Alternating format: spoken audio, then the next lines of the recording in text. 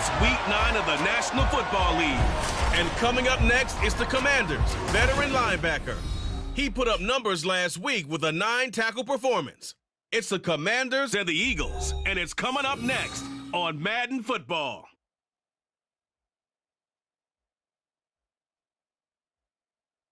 This building holds just north of 80,000, and they have come out in very good numbers today at FedEx Field in Landover, Maryland. Today, it's a Week 9 matchup. We're all set to go, as it'll be the Philadelphia Eagles taking on the Washington Commanders. With Charles Davis, as always, I'm Brandon Gaudin. Charles, you talk about storylines in this one. I think it begins and ends with our two quarterbacks, certainly two of the best in the business. And nowadays, I don't think you can get by for long periods of time without a top-flight quarterback. The way the game is played, with all the responsibility he has and how the game flows through him, if he's not on the top of his game, your team's not going to benefit at all.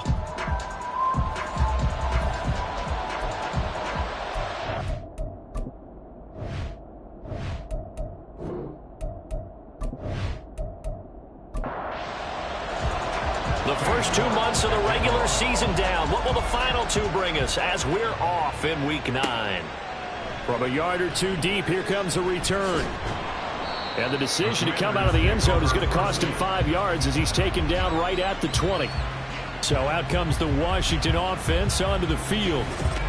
They'll be led out by the 7th overall pick in 2018 from Wyoming. It's Josh Allen. And last week's loss came despite a clean game on his end, throwing the ball with 2 touchdowns and 0 interceptions. His job this week is simple. Do it again. Continue to avoid turnovers and hope that what sunk them last week resolves itself this time. Fights forward for only about a yard up to the 21.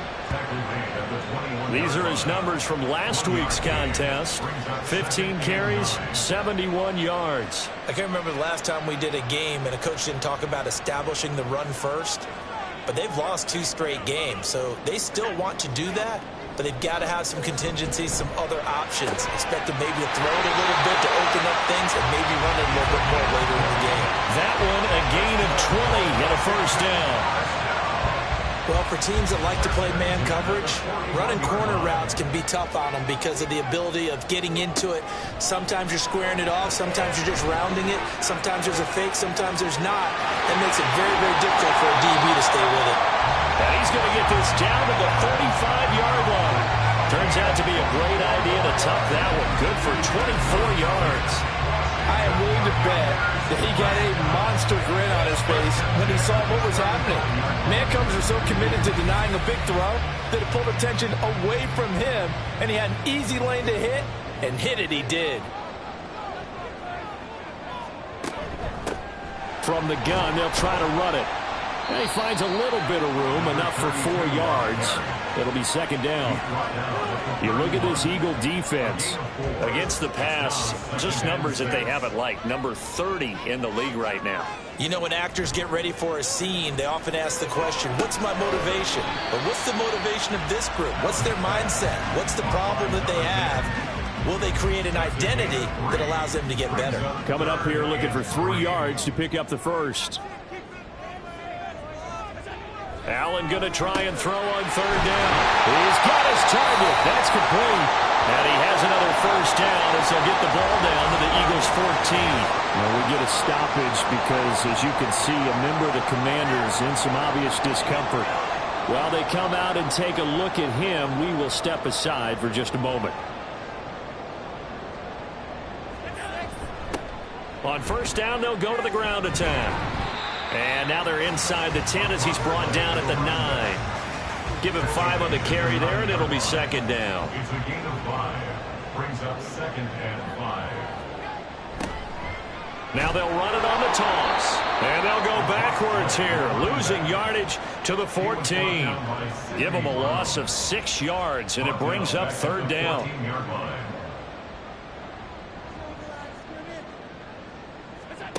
Here's Allen. Toward the end zone, but that's going to wind up incomplete. 4th down now looming after Philly's defense stands tall in coverage. The Commanders going to bring out the field goal unit. From the left hash, a 31-yard attempt.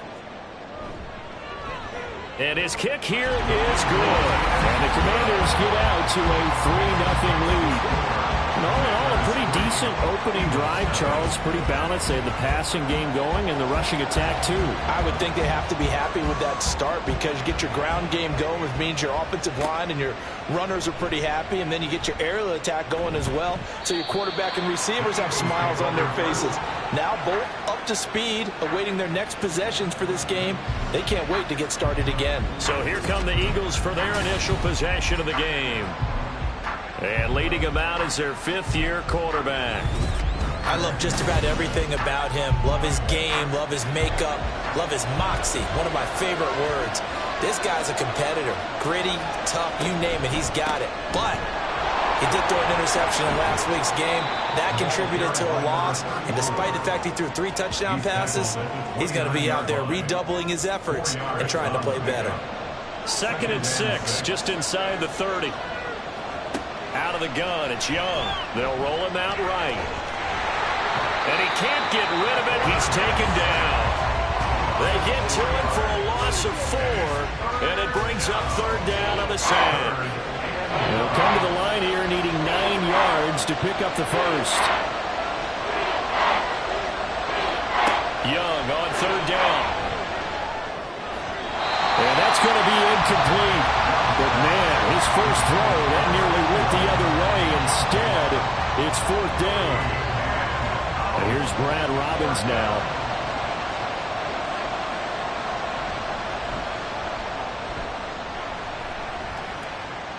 Fair catch signal for and taken just shy of the 30-yard line.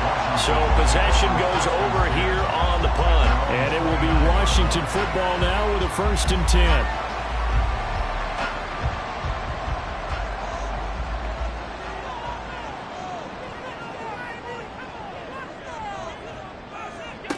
Here's Allen to throw it. Oh, he still makes a catch, even though it was tapped by the linebacker.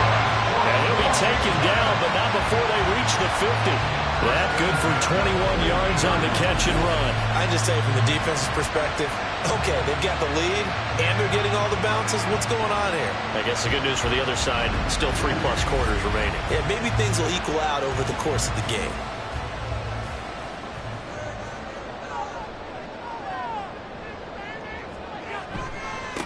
On 1st down, they'll go to the ground attack. And great blocking downfield as he's got this almost to the 35-yard line. 15 more yards there and quickly another 1st down. Clock rolling as we hit the midway point of this first quarter.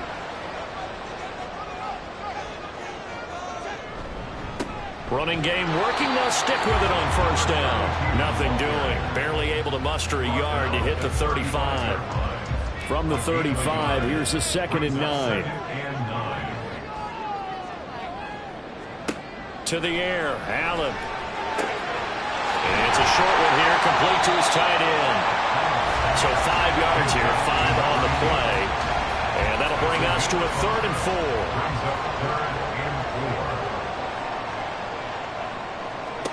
Allen.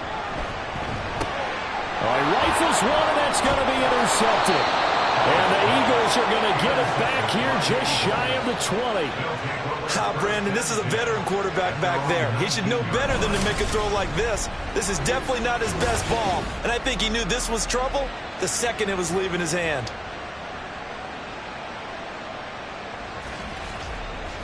So back onto the field, here come the Eagles for their 2nd drive. 4-4, their record through 8 games on the season. Would you say that this team has overperformed, underperformed, or are they kind of right where you thought that they would be? Do you mind if I say yes, yes, and yes? Because ultimately to me, 4-4 is about where they should be because we've seen weeks where they've been really, really good. They've looked terrific. Other weeks where we wondered just how good is this team. They want to be consistent in their play, not consistently inconsistent, which is what they've been thus far. And they'll get 8 out of this before being stopped at the 28.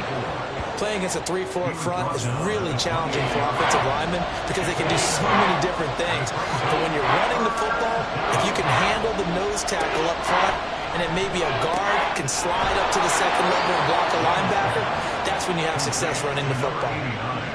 A gain of 4 that time as the drive will continue. The Eagles at 500 now, 4-4 on the year. They come in losers of 2 straight, so trying to turn things around here.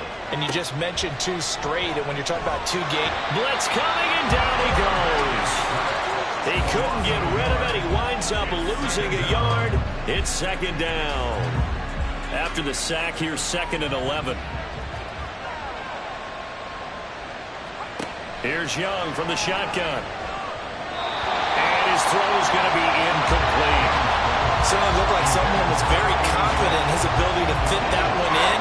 I would say he was overconfident because there wasn't a whole lot of separation there. Had that one covered pretty well downfield and knocked it away. Able to find Willis. And they'll get him down at about the 37, well short of the first. That one good for only 6, and it leaves him with a 4th down. On now to punt, Brad Robbins. 46 on his first kick. This one in that neighborhood as well. And a fair catch signaled for and taken at about the 18-yard line. A 41-yard punt there with no return. And the Commanders will take over with a 1st and 10.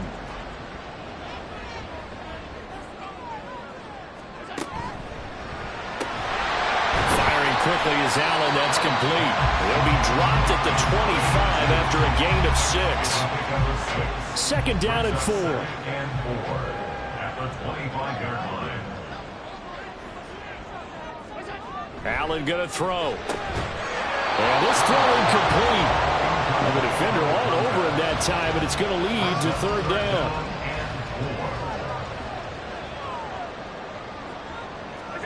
Throwing now is Allen.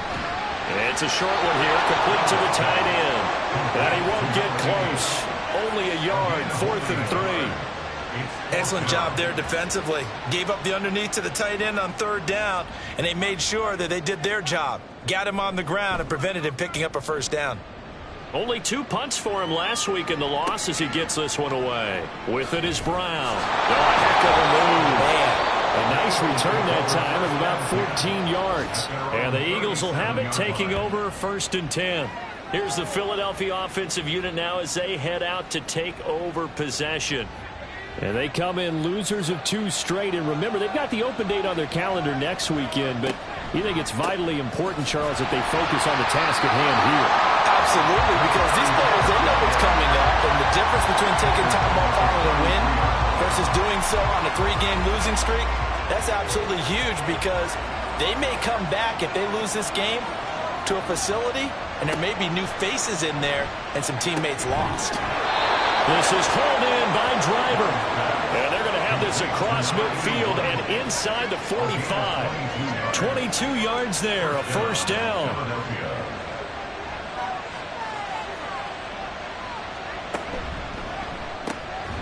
That one complete to Driver. And he'll be taken down as that will take us to the end of the 1st quarter of play. 3-0 after 1 on EA Sports. Start of the 2nd quarter, and it's the Eagles in possession. 2nd and 6. As they've got it as we resume action. Off the play fake, Young. Past the 20. And he's brought down after a very nice gain. A 1st down there on a pickup of 25. And that's a more than acceptable read right there because it's zone coverage, so timing is everything. This time he waits for his man to come open, puts it right on him, and they pick up a 1st down. This offense finding its legs now. Here's another 1st and 10. Now a handoff up the middle. Willis. 5 yards is the tally on 1st down. That brings up 2nd and 5. And that's exactly what you want on a 1st down run. Pick up 5 yards, bring up 2nd and 5. The defensive line, though, they've got to figure out a way to out-leverage the guys up front because the offensive line is winning at the point of attack. And he's dropped just before the line to gain. 4-yard pickup leaves him with 3rd and 1. This offense so far on 3rd down, just 1 for 3 thus far.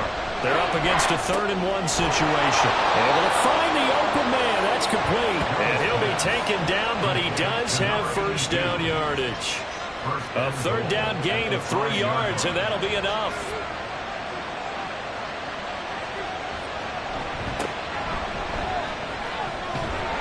And he's going to get him about 3 yards closer. He's down to about the 2. Not a whole lot there after the penalty, but remember, it was 1st and 5, not 1st and 10, so now they can keep grinding out first downs, and good things can happen for them. Just 2nd and short coming up.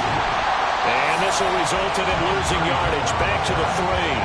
It'll go as a loss of a yard, and it'll set up 3rd down. And now 3rd and goal coming up, the loss on 2nd down. That just means this crowd's going to get even louder, and they'll get a little bit of extra help from the defenders as they exhort them to join them in the effort. Young with it, 3rd and goal. And this is caught. Touchdown, Philadelphia. A great effort there. His 4th touchdown on the year. And the Eagles have taken the lead. And in the red zone, I guess this is why you have a guy like that on your roster. Without a doubt, and if you have him, you use him, because he's a guy who's going to win just about every time. I don't care what the coverage is. Now Cade York for the extra point. And this is up and good to make it 7-3. So that one a pretty time-consuming 10-play drive. The result, Philadelphia in the end zone. York ready, and here we go as he sends this one away. From a couple yards deep, he'll bring it out of the end zone. And he'll be stopped right around where he would have been had he gone down to a knee, maybe a yard shy of there at the 24. The Washington offense set to take over. In the midst of, well, let's just say a not-so-rosy losing streak. They've got the open week, though, coming up next weekend, so you have to figure this to be a game that they dearly love to have. Oh, indeed. They have to have this one because that's something positive to take with you when you go away for a few days, and it actually releases your mind. If they lose this one, that mind stays cluttered the entire time they're away, and they've got to scramble to get back in sync when they start playing again. After a gain of 5, they'll wind up being about a length of the football short here on 3rd down.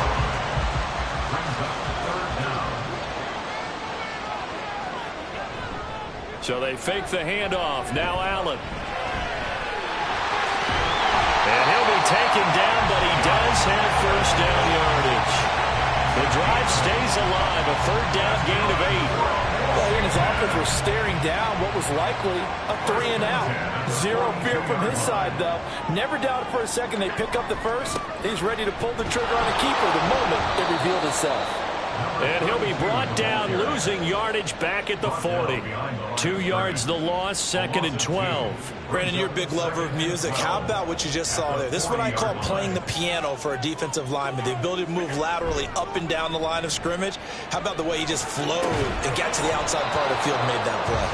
A 2nd down pass play there, but it's incomplete. I have to give some credit to the defender on that when he read all of his keys perfectly and got a great break on the ball and able to force that incompletion. Throwing is Allen on 3rd.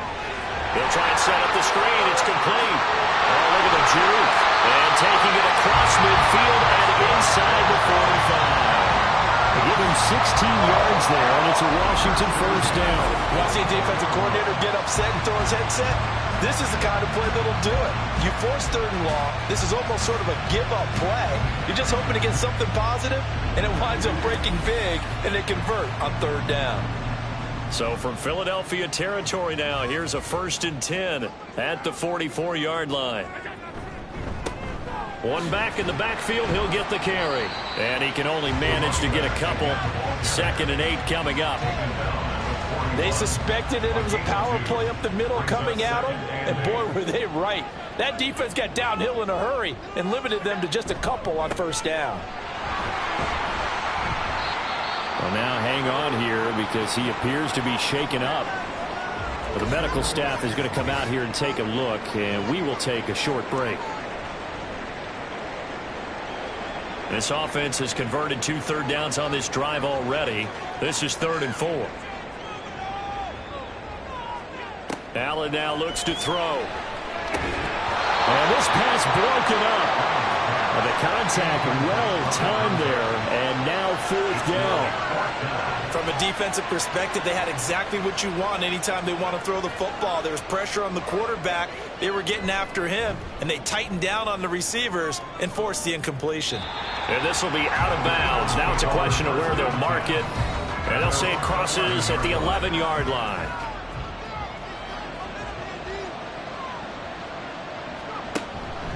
They'll start this drive out on the ground. And not much here as he'll get it to the 11, maybe the 12-yard line. Just a yard on the first down carry, so it's 2nd and 9. They'll keep it on the ground. It's Willis. And he'll take this one only up to about his 13-yard line. 2 runs in a row, but only 2 yards to show for it. 3rd and 8.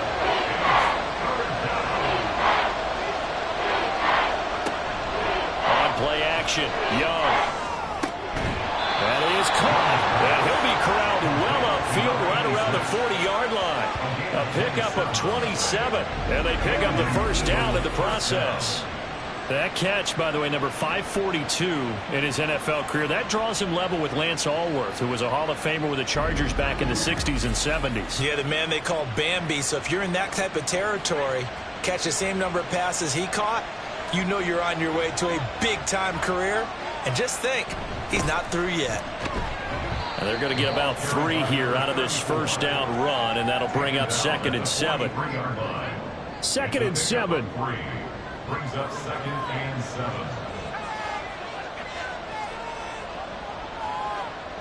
7. A quarterback draw. Here's Young.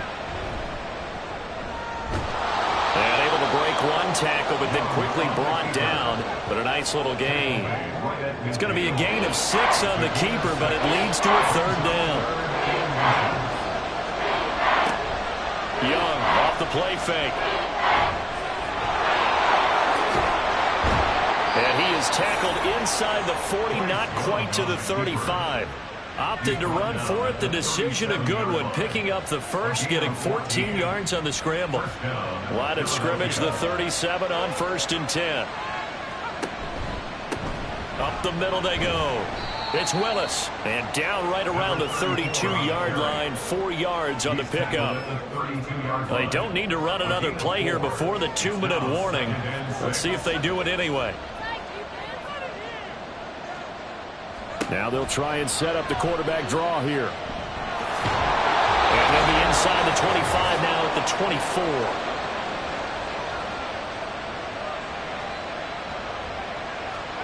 They'll try to throw now. Young.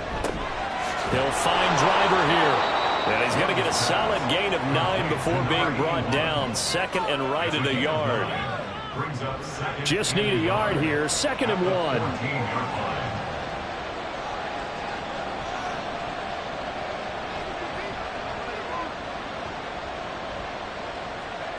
Looking to throw. Young.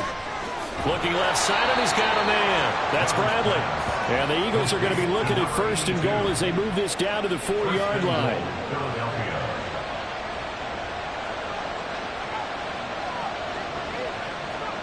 Young working out of the gun.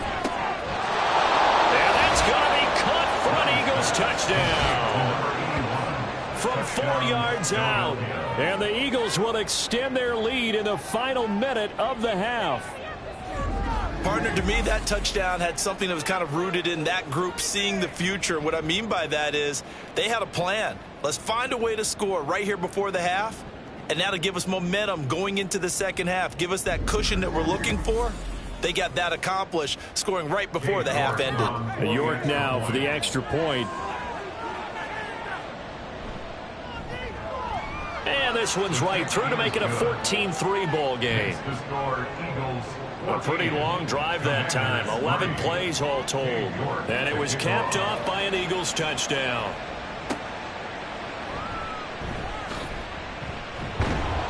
And he brings us out past the 20 to the 24. The Commanders back out late in this first half. And with him down 2 scores, you wonder if they might try and put something together, even if it's just to get into field goal range.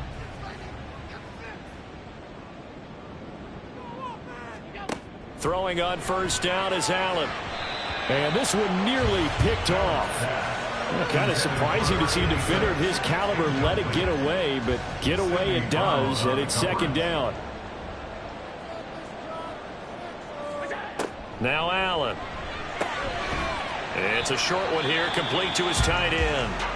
The Eagles going to take the first of their timeouts as the clock will stop with 34 seconds to go before halftime. Got a man, and he hits him in stride. Washington now going to use the first of their 3 timeouts. So as they talk it over, we step aside. It's a short one here, complete to the tight end. Now Washington going to use the second of their 3 timeouts. So that means they're down to 1 remaining here as we head toward halftime. Throwing again on second down, but this time it's incomplete. And with a dime look on defense, 2 extra defensive backs on the field and covered up essentially every blade of grass. That allowed them to disrupt the play. Now Allen again.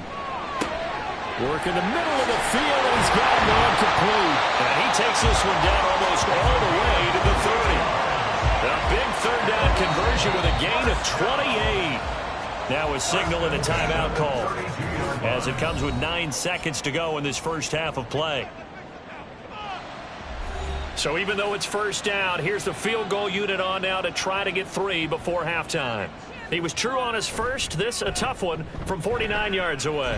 And this one is right through. And a second field goal here cuts their deficit to 14-6 now. So a big play before the end of the half to get him into this spot, and they cash in with 3. How about the 1-2 to the solar plexus on that one? The big play, the field goal, not much time left on the clock. That's the way to go into the half.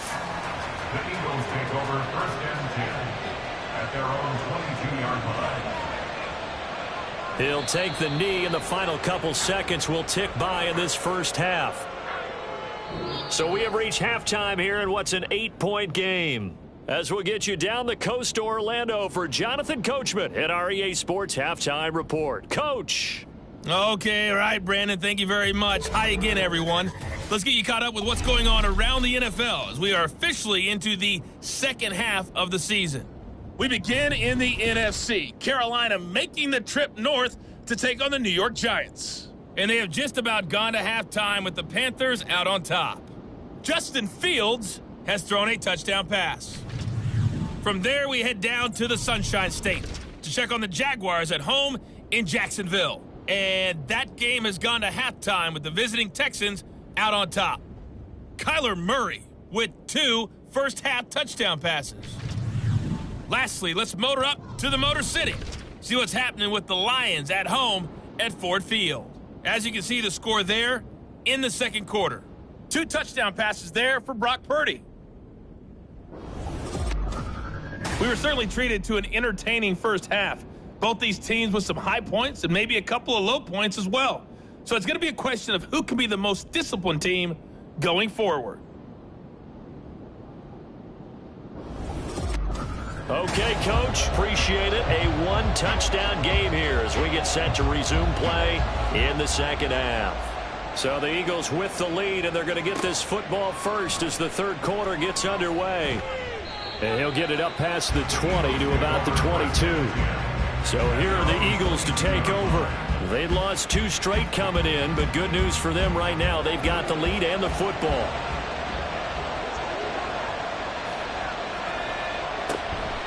They'll start on the ground here on first down. And he'll take this ahead for about 4. Second down coming up. Now we'll get a stoppage here as it appears we've got an Eagle slow to get up. Well, now they're going to come out and take a look at this injury, and we'll be back in a moment. Second down and 6 now from the 26. Young. And he slings one that's incomplete. And those two just haven't been in sync thus far. They've done a nice job against him, but still, with his talent, you would expect them to have more completions to him in this game. Young on third down. Over the middle, and there's a diving catch. And he is going to have an Eagles first down as they're able to get the third down conversion. And the key number on that play, 3. Third play of the drive, third down, spectacular catch, turns into a first down. First down saves him from a 3-and-out. They'll run on first down. Willis. And there just continues to be nowhere to run. He's bottled up again at the line of scrimmage. Officially nothing on that last run. They'll try again 2nd and 10. Now Young. Quick hitter here. It's complete. That'll go for a gain of 7. And now 2 yards to go on 3rd down. They'll come to the line needing only 2 yards to gain the first here. Young on 3rd and 2. A bullet throw, but incomplete. And so many times we look at the opening drive of the 3rd quarter as a tone setter, and many coaches do emphasize it. And that's a strong performance there defensively to force incompletion and, more importantly, force a quick punting situation. Calls for the fair catch, makes the fair catch just inside the 15-yard line. It'll wind up just a 35-yard punt, no return. And the Commanders will take over, but backed up deep in their own territory.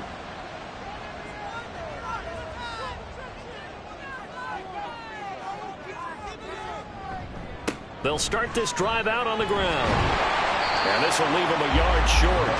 Nice pickup of 9 yards on first down. That was a really nice job by them picking up the run blitz and detecting it and blocking it and turning it into a nice run. And a lot of times you think if you blitz a running play, you're going to smother it. But a lot of the blitzers... There he goes left side. And they can't bring him down. And they will finally catch him, but not before he gets it to the 11. 69 yards rushing for him now, just his first 3 carries. Trailing here in the 3rd, and that run might just be the spark that this offense needs. And don't you just get the sense that he's going around not just in the huddle, but looking over at the bench and saying, ball, give me the ball. Let me carry this thing home.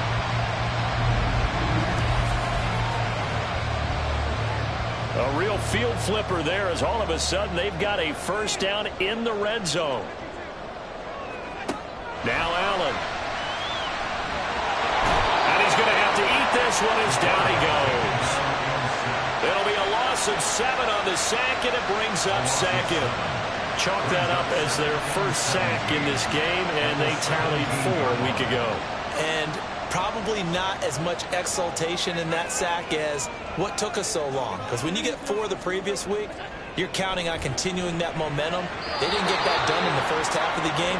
Let's see now if they start to bring even more exotic pressure towards the quarterback. An incomplete pass on that last play, and that means they'll need to come up with something here on 3rd down. To throw, it's Allen. This is caught. And he's going to be taken down here, still a couple yards short of the first. Illegal touching. Offense. So illegal touching, Charles. If you set foot out of bounds as a receiver, you can't be the first to touch it. You nailed it on that one. You've got to be mindful of the sideline. Now on comes the Washington field goal unit. This will be a 34-yard attempt. And his kick is good. And that'll get the lead down to 5.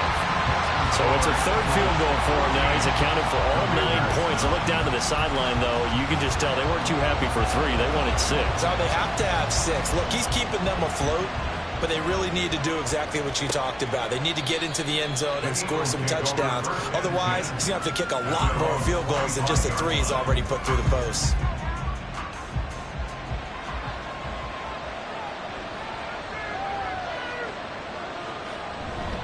They'll start on the ground here on first down. They'll be dropped after a gain of about 6 across the 30 to the 31. Now, Brandon, that's the way you want to run the football. There should almost be quote bubbles above the offense right now. Bam, boom, biff. That's how they feel good about moving the football. And he is going to be stopped cold behind the line of scrimmage. And now time will be called here as Washington has an injured player down on the field. The medical staff will attend to him, and we will step aside. Here's Young. He's got his target. That's complete. And he'll have it past midfield almost to the 40 before being taken down. That gain on third down, good for 28. That's what we're used to seeing from him right there. Plays like that, why he's number 4 in the league in terms of receiving yardage. Able to make adjustments all along the way. Doesn't matter where he lines up, where he releases from. Working his way into the secondary, figures out defenses and finds weak spots in order to get open. It's Young off play action. Incomplete into the hands of Fowler. This will be stopped about 2 yards shy of the marker. 8-yard gain, 2nd and 2. Now a 2nd and 2.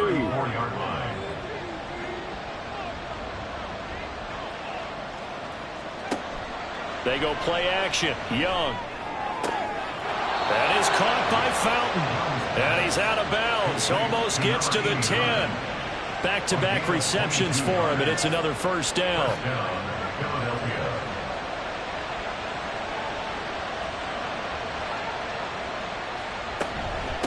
On first down, it's Willis. And they'll get him down after a pickup of 8, 2nd and 2. Decided to hand it off that time on the run-pass option. Appeared to be an easy decision. Just gave it inside. Nice steady gain. The play fake. Now Young. And this is caught. Touchdown, Philadelphia. From 4 yards out. And the Eagles are able to stretch out their lead. That seemed pretty ideal there for the offense, Charles. You take a little bit of time off the clock here in the third quarter, decent length drive, and you pad your lead as well at the end of it. And what it does is lets you feel like you're in control of this game, even more so than a 2-touchdown lead, right? Because you have taken that time off, as you noted, which means they couldn't get you off the field. You ran your playbook the way you wanted to, and you gave your defense some rest. What a big-time drive in that situation. York ready, and here we go as he sends this one away. Taking it about the 1. And his guys will get the football right at the 20-yard line. Out comes Washington's offense as they get set to take over here. And tough to win games if you're going field goal, field goal, field goal here. They got field goal last time. Now they'll be looking for a touchdown. They're looking for the big chunk now because, as you noted, the field goal, field goal, field goal way of doing it makes it that much harder and puts more pressure on every possession for you now. Go ahead and get 6 and feel a lot more comfortable about the position they're in. Bigger chunks. We'll see if they can get the score. Now Allen off the bootleg. Throwing into traffic there, and that's complete. They call his number again. It's his 6th catch and a first down. First and 10 at the 34-yard line. Now a handoff up the middle. House. And his defense able to plug him up there as he'll get a yard to the 35. They work now on 2nd and 9. Second and 9.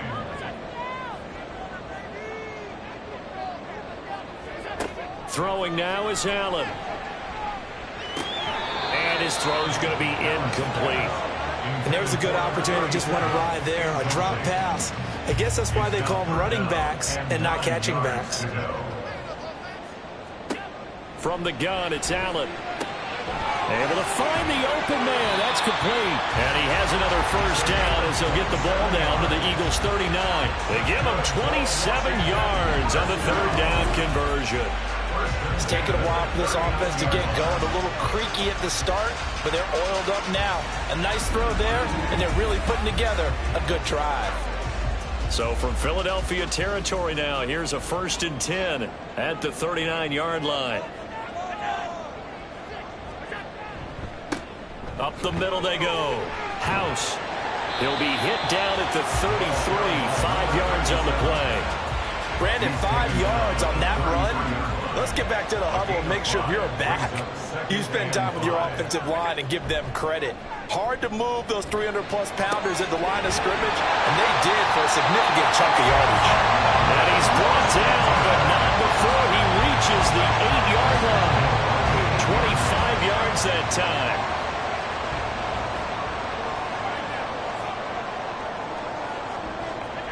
Allen going to throw.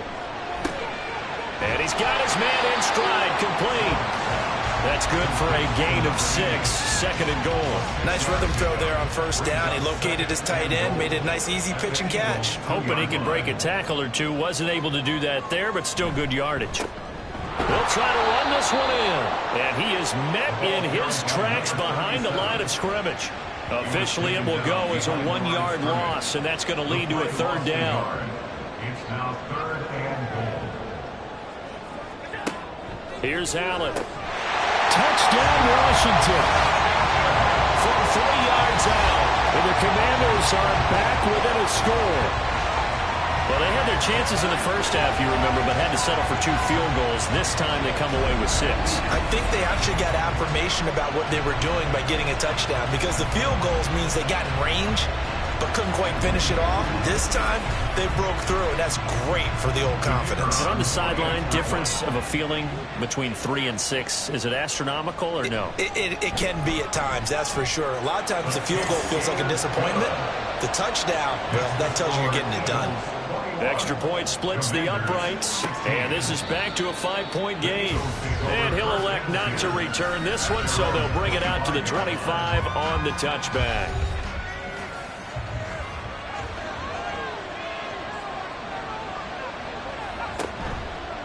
They'll start this drive out on the ground.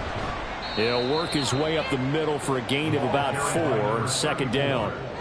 Well, it's time for them to be good teammates right here. What I mean by that is possess the ball for a little while. Get at least 2 first downs. Give their defense a chance to settle down a little bit after they give up a touchdown. The throw to the middle, taken in. And he'll have it past midfield almost to the 40 before being taken down. The catch and run pays off for 29 yards. I'll tell you what, a lot of those mid-range throws have been available because sometimes teams get too concerned about the deep ball and they leave too much space in front of them. And these guys have been taking advantage so far. From Commanders territory now, it's 1st and 10 at the 41. Here's a throw right side, taken in by his tight end. And he gets it inside the 35 and just shy of the 30. And an Eagle first down.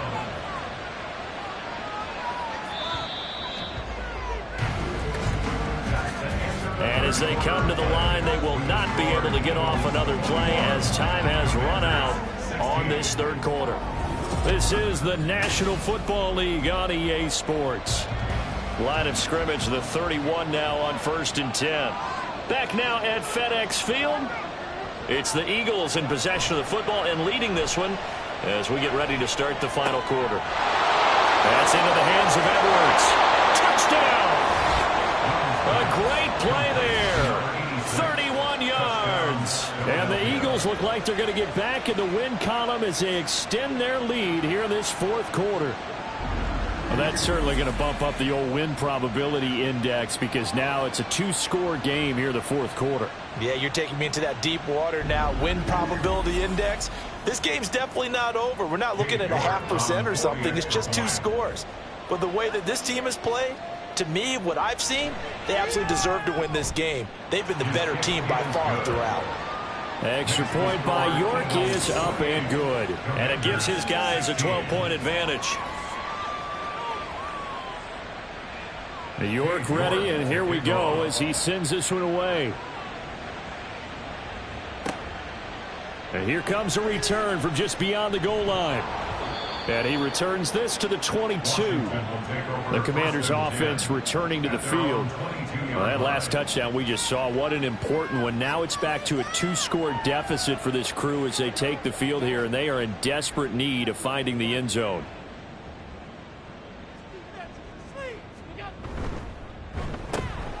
That one's complete to Tomlinson. So no gain on the play, and it's 2nd down. No gain on the play. Brings up 2nd and 10 at the 23-yard line. Working out of the shotgun. Here's Allen. Wide open receiver, complete. Loose inside the 30. Inside the 10. Touchdown, Washington. A big play there. 77 yards. And the Commanders have made it a 1-score game again here in the 4th.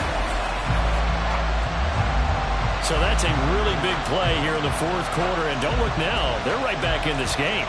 Did it feel to you, as it did to me, that maybe they were a little bit soft in what they were lining up with on defense? Almost like they were protecting the lead rather than trying to make a play. And now that lead is down to just one score. Extra point right down the middle. And now things get a bit more interesting here in this fourth quarter. A 5-point game now as here comes the kickoff. From a yard or two deep, here comes a return. And he's able to get this across the 20, but not by much as he's marked down officially at the 21. The Eagles offense now gets set to head back onto the field. Their lead back down to one score after the touchdown a moment ago. First down's a must on this drive as they start out here 1st and 10.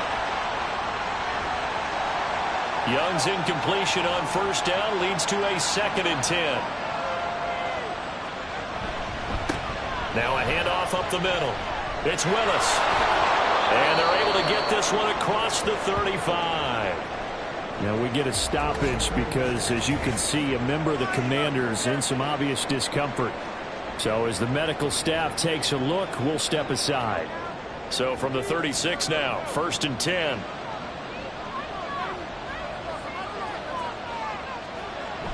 On play action, Young.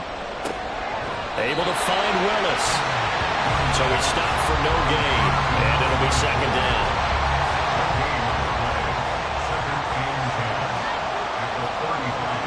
Young will set to throw. Over the middle, complete. That's Edwards. And he'll be taken down, but not before he works it past the 50. That, I believe, will put him over 100 yards receiving for the game. Yes, it will. And he's got a first down to boot. Tell you what, he's been able to put the ball in some tight spots all game long. That throw, no different. Yeah, a lot of people would call it a gutsy type of a throw.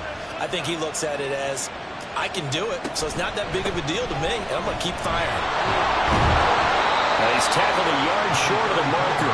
Good gain of 9 on first down. 2nd down and a little more than a yard here.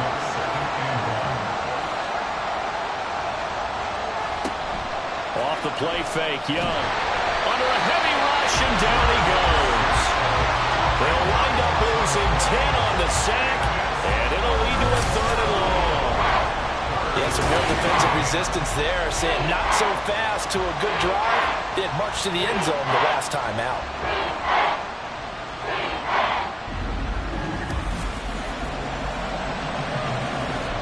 Now play number 7 of the drive as they're looking at a 3rd and 10. Young. And that will be incomplete. Even in today's NFL, when we think of the tight end position now as really a glorified wide receiver, we're still asking a lot of those guys. They have to block as well, and every now and then, they don't come down with the football. On 4th down, the punt team is on as this is sent away. And he didn't quite have the backspin on that one. It hits at the 4 and continues into the end zone. It's a touchback.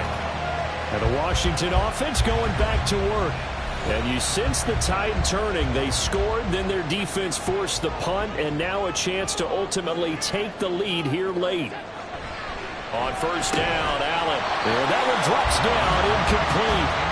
Good coverage there, forced the ball free, and it's 2nd down.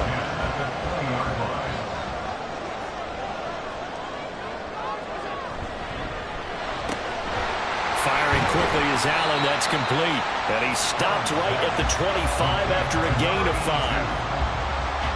The offense on 3rd down. Well, they've converted 7 times and could use another right now. This will be 3rd and 5. Firing quickly here, and that's complete. And he's going to have a Commanders first down by about a yard as they find a way to convert there on 3rd down and 5. Line of scrimmage, the 31 now on 1st and 10. Allen to throw once more. He's going to hit his man out of the backfield, complete. And he'll be brought down right around the 37. So the completion good for 6 yards, and that'll bring up 2nd down. At the 37-yard line.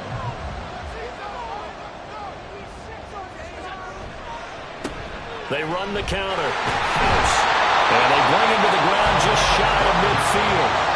95 yards rushing now on 8 carries for him so far.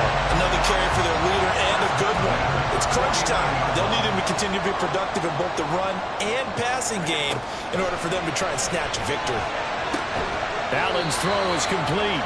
They'll wind up getting 7 on the play, and that'll make it second down. It's a gain of 7. Brings up 2nd and 3 at the Eagles' 43-yard line. Now Allen. It's a short one here, complete to his tight end. These two have hooked up 9 times now this afternoon as they pick up the first. First and 10 at the 35-yard line. Up the middle they go. House. And he'll manage to pick up about 4. It's second down. And that was a quality play to start a new set of downs. That was simply an offensive line winning the battle up front and winning in a big way and giving their guy in the backfield a nice lane to hit.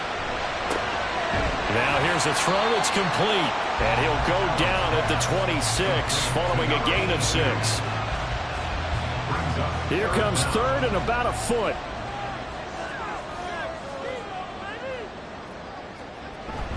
Allen off the play fake. And this pass broken up. Excellent coverage there on third down as that was not an easy one to hold on to.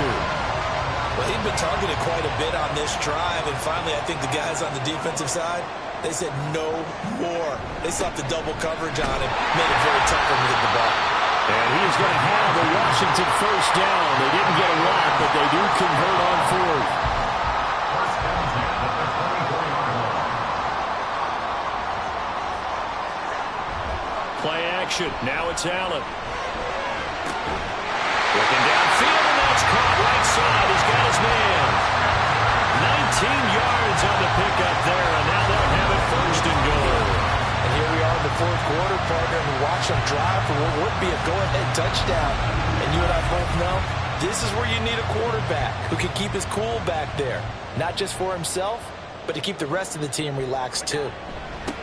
They'll try and run for it on first and goal. And he goes backwards on this one, losing yardage to the 7. Now that sends him 2 yards in the wrong direction and leads to second down. At the 7-yard line. Allen. And he's got it. The catch good for 6 yards, but now it's third and goal. Right there, he rose to the occasion late in a close game.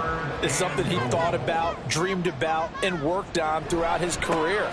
Because in these times... And he takes it in. Touchdown, Washington. A great effort there with his first career NFL touchdown.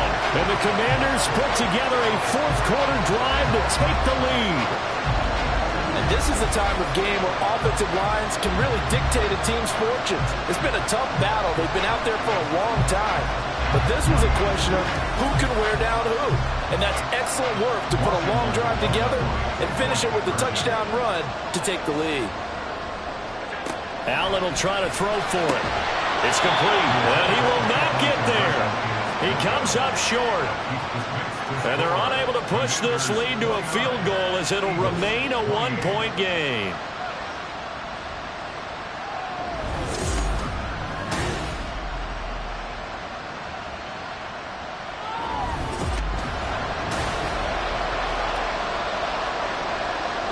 Washington kick team back out there now as they will send this one away. And this will not be returned. It's a touchback, and they'll begin at the 25. Philadelphia getting set to take the field. And they will be looking to answer the touchdown their defense just surrendered. Still a good chunk of time remaining here in the fourth quarter and a chance to regain the lead in a tight one. Throw left side complete. That's Edwards. And he gets this up just shy of the 30 to the 29 before he's out of bounds. 2nd and 6, just inside the 30. Throwing, Young. To the sideline and incomplete.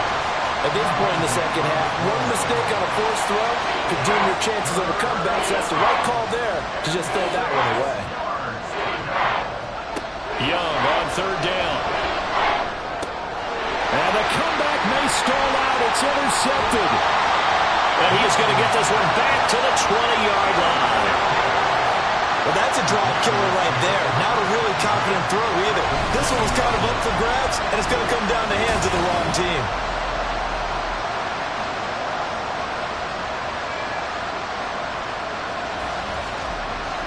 So here is Washington now to take over. They've dropped 4 straight games coming into this one, remember, but they have the lead here.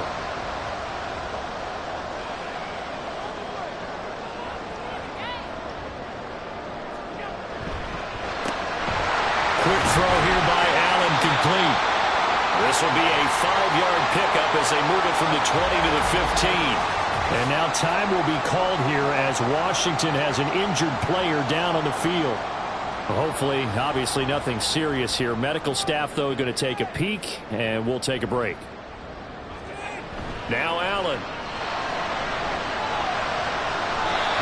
Anytime the ball's thrown in the middle of the field, it's popped up in the air, I expect someone to catch it. Doesn't matter whether it's offense or defense, because there's usually a great amount of bodies in that part of the field.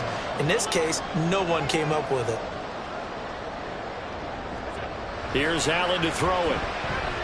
Being chased out left.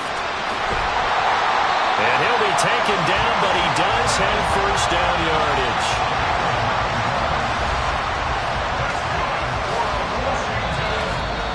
Fourth quarter, 2 minutes on the clock in a tight 1-point game. So it's Washington with the football here as we welcome you back. They've got it first and goal as they search for what could be a game-sealing touchdown. Going for the knockout punch. They'll try and run. And he is into the end zone for a Washington touchdown. A great play there. With his 6th rushing touchdown on the year. And the Commanders are able to build on to their fourth quarter lead. That almost looked too easy, and I think thanks goes to the offensive line for making it look easy. Yeah, I agree with you totally on that one. I'm not sure how much everyone understands the preparations that go into a game for an offensive line, because there's a reason that running backs and quarterbacks give them big gifts at the end of a season after a big year. The consistency and the continuity it takes to know each other and execute their blocks is pretty impressive. And he'll just take a seat, and the drive will begin at the 25-yard line. So now the Eagles down by 8. A minute 56 to go. Now they're in danger of a 3rd straight loss as they come up on 1st and 10. Young to throw. Looking left side, and he's got a man. That's Bradley. And he's able to get this one up to his 30 before he's out of bounds. Here comes 2nd down at 5. Here's Young. And this one is incomplete. Trying to go for the big one there on 2nd down. Now they're likely down to their final 2 plays. And you know they've got to keep going for the big shot, right? So defensively, you play what they call top down. Nothing behind you. Make everything get completed in front. And this is incomplete. Oh, it looked like he had a pretty good line on that one. That would have been a big play, but he could not pull it in. Here we go. This is 4th down. Now Young. Got his man complete over the middle. That's Fowler. And now this is going to depend on the spot. And they say he's just short. They had to go for it with such little time remaining. And Washington will take control of the football in great field position. And the Washington offense heading out. And this game not quite over yet. And we'll likely see them take all 3 timeouts defensively, so they can't just kneel this one out. They're going to have to try to run a few plays. You're exactly right. They've got to get a first down and make them use up all their timeouts in order to feel like they have this one in hand. The first down run not going to get them a whole lot. Maybe a yard. And it looks like just 1 yard there. So that'll bring up 2nd and 9. He's going to get it again. Just looking to get through and protect the ball. And he will cross the 30 down to the 29-yard line. Now whistles and a stoppage here. Looks like one of the Eagles is in some discomfort out there. They need to get this to the 24 on 3rd down. Now Allen. He's going to find his running back. It's complete. And they will rally and stop him short of the first down. They get him to the ground at the 26. Here we go on fourth down. And he will have a Commanders first down, and that should just about do it. That one a backbreaker as they wind up converting there on fourth. No doubt those are the types of carries they're looking for here, Charles. The lead in the fourth quarter. This is when coaches that have a reliable running game, they breathe a little easier on the sideline. Yeah, they love the idea that they can take the air out of the football at this point of the game. That means they're really counting on that offensive line, counting on the runners, taking care of the football. Because you're going to tell your quarterback, hey, no time to be a hero. We're not going to throw it here. Just eat up that clock. And if you have the ball, they can't score.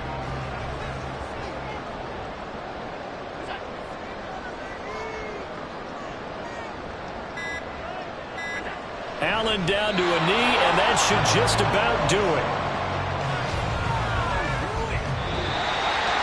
That was an excellent come-from-behind victory, Charles, especially there in the fourth quarter. Both offense and defense were clicking. They're going to feel good about this one. Boy, are they ever, because the deficit they faced certainly wasn't small. They obviously did not give up on that one, and in the end, how about that come-from-behind victory? They'll cherish this one for a while. So for the Commanders, they inch closer to respectability now at 3-6 on the year. And they'll be able to enjoy this one through the bye week before they get back at it again. Meanwhile, for the Eagles, they are barely afloat as they fall to 4-5. And they're going to get an extra week to stew over this as they're not back in action until week 11.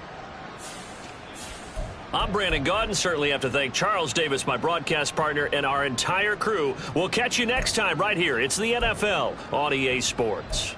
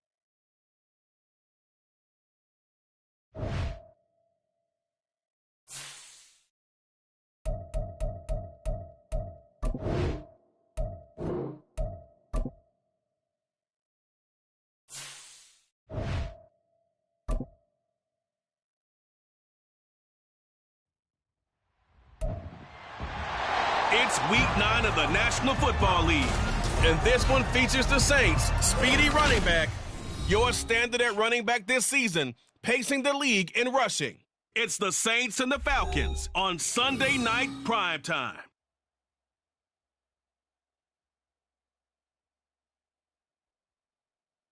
We are pleased as always to be bringing you coverage of the National Football League on EA Sports. Tonight we've got a great Sunday night matchup on tap, as it'll be the New Orleans Saints taking on the Atlanta Falcons.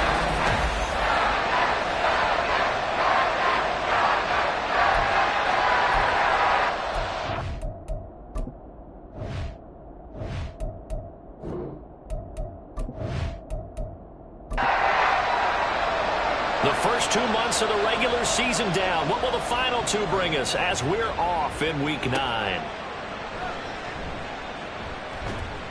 And he'll be tackled just shy of the 25. And here come the Saints for their opening drive. And led out by their veteran quarterback. He's been around a while. They don't celebrate birthdays for him. They just cut him up, see how many rings he's got around the middle. He has been in the league a long time. But when I reviewed last week's game and saw the 4 touchdown passes that he threw, I thought about you during the Turkey Bowl last year. Yeah, you guys right. had the same stats, except he got the NFC Offensive Player of the Week award with his. Well, he got touchdowns. I got picked. Going back watching the film with you, and we thought it was a good performance in person. Obviously was, but you thought even better on tape. It was really something to watch. Yeah, what I loved was how he spread it around. A lot of people involved in the passing offense. 4 touchdown passes culminated it. 7 yards there and a first down. The Saints at 6-1 now through 7 weeks of the season. And they come in riding high. Just 1 loss in their last 7 games. And I like the way that this team is winning football games because they're doing it the way that coaches love to preach. Penalties at a minimum because they've been very disciplined, very focused in their business. 10 yards, good for the Saints, first down. He was solid last week, over 100 yards in their victory on the ground. They want to get that going again. Absolutely. What they also understand is that from week to week, it's not necessarily the same, but they want it to be, right? What they saw last week on the ground, they want to see in this game as well. The numbers for him from a week ago, a boatload of carries, 134 yards, and the score, too. Yeah, he could very well be on his way to a rushing title, but guess what? His offensive line, they're meeting separately because they want that rushing title as much as he does. They want to make sure they get him there. Now a throw here, hauled in. And he'll go out of bounds after taking it a little further down inside the 40. Line of scrimmage, the 37 on 1st and 10. They'll set up to throw. And his throw here is going to be incomplete. You talk about this Falcon defense. They were very good in the win last week against Jacksonville. Anytime you can hold a team to less than 10 points, your expectation of winning that game is sky high. In fact, you'd absolutely be stunned to come away with a loss. 4 yards the gain, and it'll bring up a 3rd down. They are in need of 6 yards here if they hope to move the chains. They'll look to throw again. And he'll just toss it away. So he throws it away, and that brings up 4th down. Tight defense there on 3rd down, but what a product of good coaching and even better execution because he realized he's in field goal range. No sense forcing anything, and he made sure he didn't. And the 12-year veteran knocks it right through, and the Saints are going to take a 3-0 lead. They were probably hoping to get him a little bit closer for a shorter field goal, but he was able to get it done from deep. Nice little tester for him to begin things, huh? I think he was hoping for a little bit more of a chip shot. Instead, they made him stretch it out a little bit, but he's got to feel great now that he put it through the pipes. And he'll get it up across the 20 to the 21-yard line. So here are the Falcons now as they get set for their opening possession. And they will be led out by their 6'3" quarterback. I tell you what, when he is on schedule for that week, secondaries take notice because you've got to stay alert back there on every snap. A truly powerful arm, one that's capable of challenging any level of the defense on any given play. That's why so many scouts preach arm talent when preparing for the NFL draft. A quarterback with arm strength to make every throw in the book. He's an asset to have in any offense. Ball on the 30 now. Here's second down and 1. Play action. Stroud now. Looking to complete it to Pettis, and he's got him.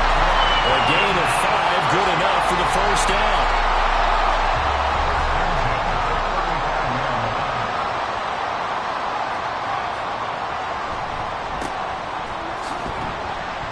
And he'll power ahead, but only for about 3 yards. Second down coming up. These are his numbers from last week's contest. 20 carries, 83 yards. And we all know he had a big workload last week, so I'm eager to see if they decide to back him off a little bit. Personally, I hand it to him 20-plus times again. When a running back's locked in like he is, I want him to keep touching the football. And not much room to speak of. He'll get about 3 up to the 41. Well, this defense for the Saints, they were terrific a week ago in that win over Detroit. Yeah, and what stood out to me on tape, the way they were flying to the football. So that tells me that they've got all their assignments down, and they're playing with extreme confidence. 7 yards there, good enough to move the sticks. And that one was a lot of fun right there because that was the game within the game. 3rd and short, blitz was on. What's the key for the quarterback? Get out of your hands in a hurry. And that was a quick little completion. Got the job done for a first down. Call it a full 3 yards in the wrong direction there. Brings up second down. Counting down toward the midway point in quarter 1. Stroud to throw it. A quick throw there is incomplete. But when you're going up against a talented receiver like that, you just know that they're going to bring more people to him, right? They're going to double cover him every chance they get. I think that is what we're going to see all game long. An early taste of that double, maybe even sometimes triple coverage we might see. Yeah, I think what they're counting on, his talent to sometimes beat that double coverage. And now the 3rd down throw incomplete as well. Brandon, watching their tape from last week, I saw plenty of plays like we just saw there, forcing incompletions. It was key in their win last week. They're hoping the same thing happens this time out, too. And this will be taken at the 13. 7 yards on the return after a punt of 39. And the Saints will take over with a first down and 10. Getting set to go again as we look at the back, heading onto the field again. A tough challenge here in this one. We'll see if he can duplicate the numbers on your screen that he put up last week, up over 100 and a touchdown. We were watching tape to prepare for this game. One thing you noted that I totally agree with, great complementary piece in the last game.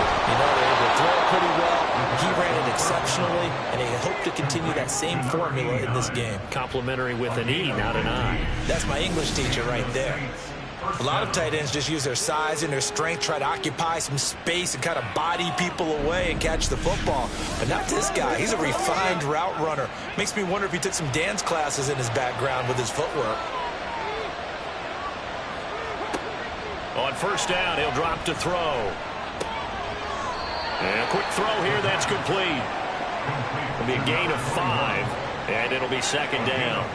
Brings up second and 5 at the 39-yard line. Now back to throw. Got a man, and he hits him in stride. And he'll be taken down, but not before he gets into enemy territory. From Falcon territory now, here's first and 10 at the 49-yard line. Now a handoff up the middle. Lincoln, and he is going to be stopped cold behind the line of scrimmage. He'll lose a yard there, and it's second and 11. You talk about this Falcon defense. There are 32 teams in the NFL, and they're just better than 50% of them at defending the pass, number 16 in the league. I think if you talk to their head coach, you'll get a nice answer about how much he likes his team and what they're doing. But at the end of it, he would admit there's definitely room to improve. So from the 39 now, they'll come up on a first and 10. Up the middle they go. Lincoln, and they will only muster a yard here to the 38. Well, they certainly had success throwing the ball on this drive, and not as much running it as we just saw once again on that last play. Stopped after a very short gain. But I wouldn't abandon the run totally, because otherwise, pass rush is just tee off on your quarterback. It makes it very, very difficult for him in that situation. That will go as a pickup of 7 on the 7th play of the drive. They're trying to keep the drive going. This will be play number 8. It's 3rd and 2. They're going to look to throw. Work in the middle of the field, and he's got a man complete. And he is going to have a Saints first down by a couple of yards as they're able to convert there on 3rd and 1.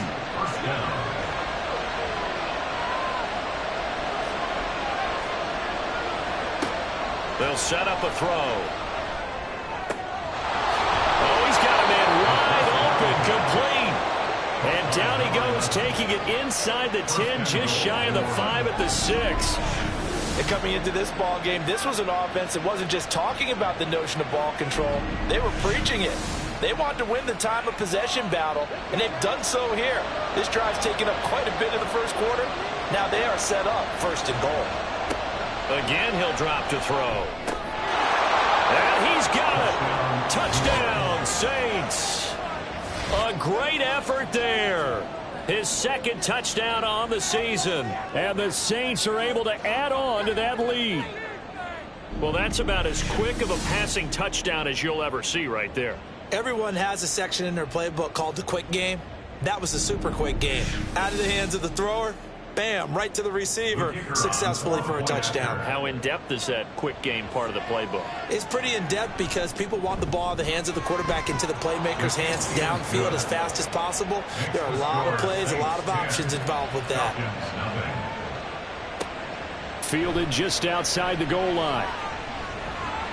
And he's up past the 20 to the 22-yard line. So for the 2nd time in this one, we get set to see the Falcons offense. Just the one misstep for them in the first half of the season. 7-1 is the record at the midway point. And in terms of whatever power rankings you want to go by, they're at or near the top of the list in terms of best teams in the National Football League. And for me, in my little bit of rankings here, I've got them at the top. I know there's still 2 months to go, and we've seen teams get off to hot starts and then fade away due to injuries or the schedule or whatever.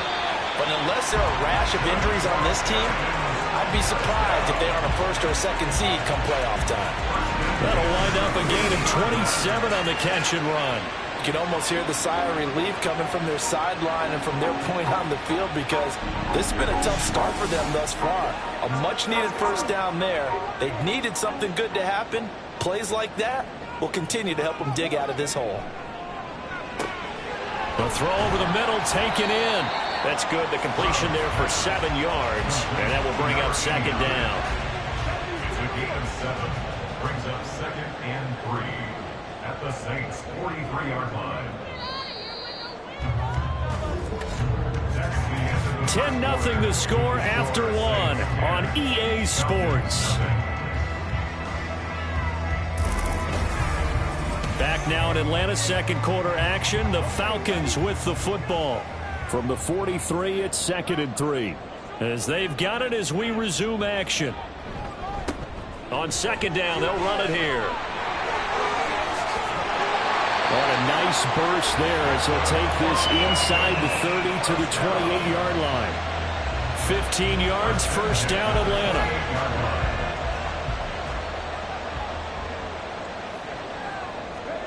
Back to throw. Here's Stroud. And that is incomplete. Oh, the coverage a little too good there. And it's 2nd down.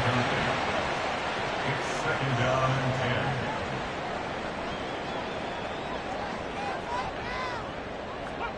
10. And Stroud now to throw. That's complete to his receiver, Pettis. He'll get only 3 there, so it leaves him with a 3rd and 7 ahead. So 7 yards from the first down here as they come up to the line of scrimmage. Now they'll go play action here with Stroud. Pass taken in by his big tight end. Touchdown, Falcons! Kyle Pitts, 25 yards for a touchdown. And the Falcons have got it back to within a score. Well, we know someone just added to his touchdown passing total, but all he did was get the ball out quickly to his tight end and let him take care of business the rest of the way.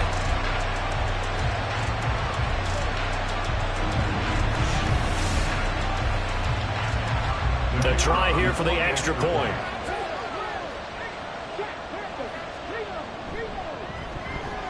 And they're back within a field goal. It's 10-7 now.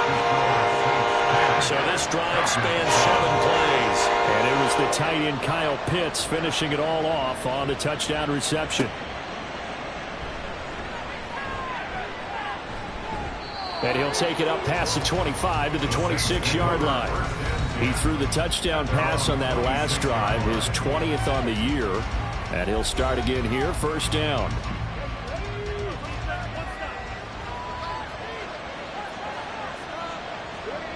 They'll try and start this drive in the air. They'll be dropped at the 30. The first broken tackle was there, but couldn't bust free. Now a 2nd and 6. At the 30-yard line. Off the play fake, he'll look to throw. Wide open receiver complete. And getting this just shy of midfield, they'll spot it at the 49. Now a timeout here, at least for the moment. Looks like one of the Saints is injured, shaken up on that last play. While they come out and take a look at him, we will step aside for just a moment. They go play action here on first down. Over the middle, it's complete. And he takes this one down almost all the way to the 30. Now a timeout here, at least for the moment. Looks like one of the Saints is injured, shaken up on that last play. Well, the medical staff is going to come out here and take a look, and we will take a short break. Back to throw again. He's going to let this go. Back of the end zone. And he's got it. It's caught in the end zone. Touchdown, New Orleans. A great play there. 31 yards. And they are able to add on to their advantage. He took the hit when he threw that ball. Maybe the O-line just thankful that that worked out for a touchdown. Yeah, because, you know, their pride is don't let that guy get hit, no matter what, under any circumstances. But anytime it pays off in a touchdown, they'll figure out how to block a little bit better going forward. Groupie able to add the PAT. And his guys will take a 10-point lead. The ball upright on the tee, and the Saints kick team booms it away. From a couple yards deep, he'll bring it out of the end zone. And only able to get this to the 19, so probably should have opted for the touchback. Now the Falcons offense gets ready to head back onto the field. And they are trying to create some separation within the division. And look, CD, I know that this is still the first half of the season, but this is a big matchup no matter where it falls, because these are the top 2 teams right now in that division. And if you can build a bit of a cushion as you head towards the second part of the season, that allows you to survive the expected injuries, potential upset losses, all of those things, and still be in good shape. Stroud to the air on 1st and 10. This will be caught once again by Brown. And the result here, a pickup of 8. Leaves him with 2 to go on 2nd down. From the 38 now, here's 2nd and a couple. Stroud looking to throw. Looking for Murphy, and he finds him complete. First time that they've called his number tonight, and it gets him a first down. Here's Stroud. This is caught at the 20. Touchdown. A big play there. 56 yards. And the Falcons have cut it back within a score. Well, you know he can be explosive, and he's ultra explosive there on the fly route. And you know how many times we've talked to coaches and we've had quoted back to us, well, you know something? When you execute really well, it doesn't matter if they know it's coming or not.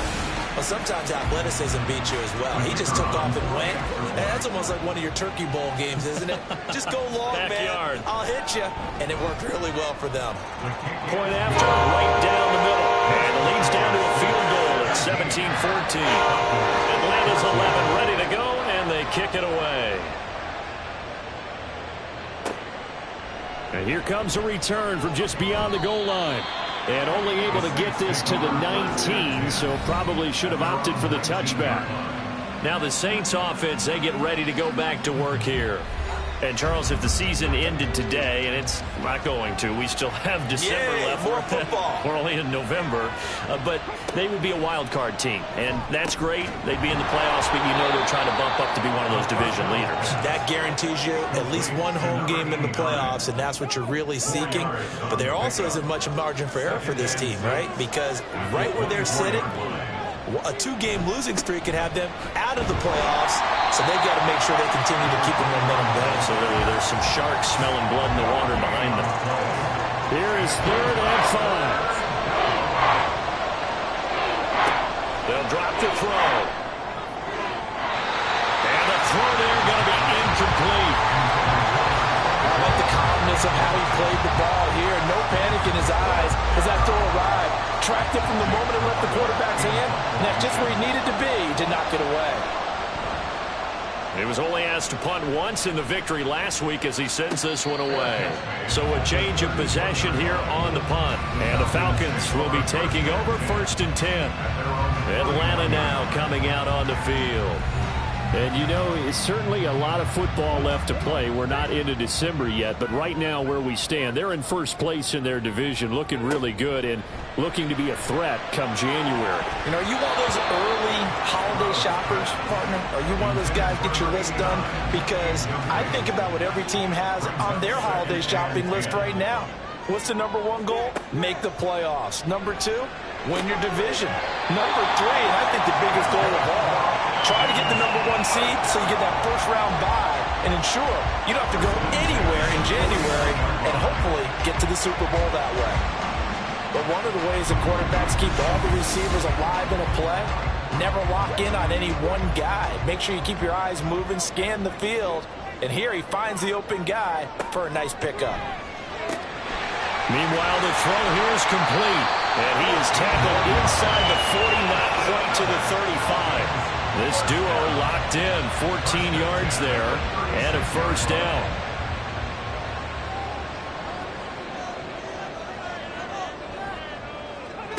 Stroud will look to throw once more. And he's taken down here by the Saints. It'll be a loss of 10, and it'll bring up 2nd. But that's what they have to do more of defensively, not just getting sacks. We have to keep getting in his face, not let him get his feet set and deliver. He's been carving them up previously. Yeah, already has a couple of touchdown passes. About time they put a few grass stains on that jersey. And the job becomes twice as difficult now. After the sack, it's 2nd and 20. A shotgun snap to Stroud. He finds his man, complete. That's Murphy. They're trying to tiptoe the pylon, but they're going to say he stepped out at the 1-yard line. It's a big play there for Atlanta. 46 yards. And the offense is saying to itself right now, only they were all this easy because he was wide open. And once he made the catch, plenty of room to work his way downfield. That was a breakdown on the defensive side of the ball, one that they want to fix immediately. They'll try and run for it on 1st and goal. And he will take it in for a Falcon touchdown. A great effort there. His 5th rushing touchdown now on the year. And the Falcons have taken the lead. Well, they move the ball down the field through the air, Charles, and then finally they get the running game involved, and it works to perfection. Touchdown. And, partner, I kept waiting for that running game to come into play and actually saved it until the very end. Touchdown goes on his stat sheet, but you and I both know, and he knows as well, his teammates airing it out made this a successful drive. Extra point splits the uprights, and that will make this a 4-point game. Atlanta's 11 ready to go, and they kick it away. From a yard or 2 deep, here comes a return. And he'll wind up getting a couple extra yards here for his trouble and bringing it out of the end zone as he's down at the 27. Now a timeout here, at least for the moment. Looks like one of the Saints is injured, shaken up on that last play. Getting set for their next drive, the New Orleans offense. These guys definitely hoping for a better showing than their last appearance. They couldn't really even move the football much beyond the shadows of their own goalpost, Charles. We'll see if they can get a better, more sustained drive going here. Yeah, and every team that we ever talk to says the exact same thing. When you start a drive from that deep in your own territory, the goal is a minimum of at least 2 first downs, because even if you have to punt then, you change the field position, right? You flip the field a little bit. They didn't get that done.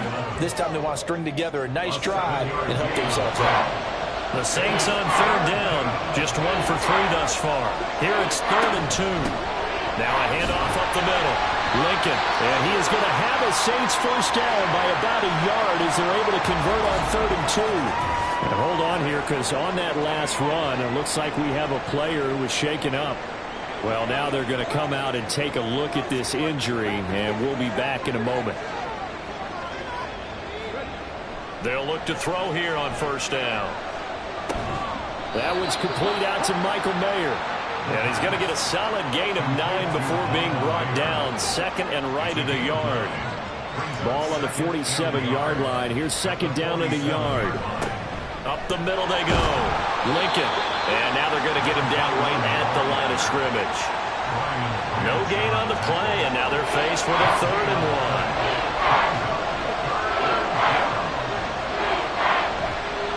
1. On play action, they'll throw.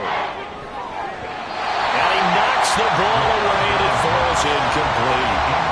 Offenses all over continue to be aggressive, and most people never turn down a shot at a deep ball. But oftentimes, it attracts a little bit of extra attention. And it did on that play, and that one got knocked away. So they're forced to punt on 4th as this one's away. 37 yards on the punt with no return. And the Falcons will get it 1st and 10 from deep in their own territory. Here comes the Atlanta offense now ready to take over here. They're starting to put some space here. You know, first quarter, they didn't look so hot offensively. This second quarter, though, they've looked really good. They've jumped in the saddle in a big way now, and now they're in full gallop. I mean, before, kind of cantering around a little bit, right, trying to feel their way, not getting done what they wanted to. But somehow they put it together with play calling, execution, and now there's a pretty big gap. And they'll look to make that gap even bigger here. A 2nd down pass play there, but it's incomplete. An incomplete pass on that last play, and that means they'll need to come up with something here on 3rd down.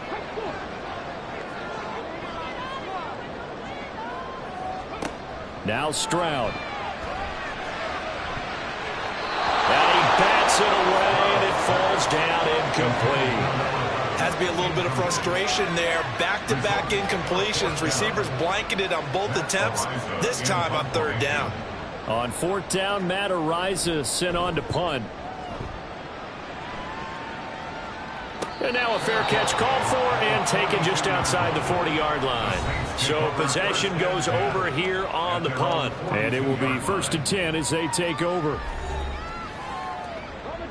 The Saints offense on the field ready to get their drive started.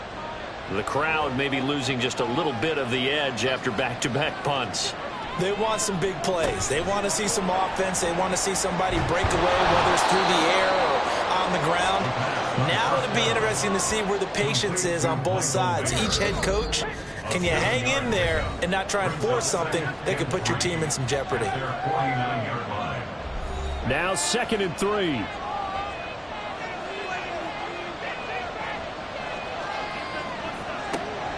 Back to throw here. Quick hitter here, it's complete.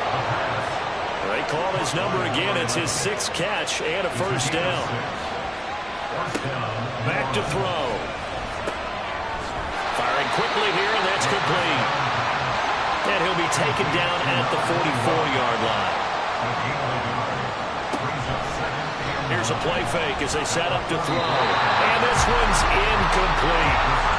That is the first time that they've targeted him that he has not come down with a catch. He's caught everything that's been thrown his way. A dominant pass receiver that can break down any defense, because when he's doing that kind of work. And the Falcons get there. The Falcons get the sack. Down he goes.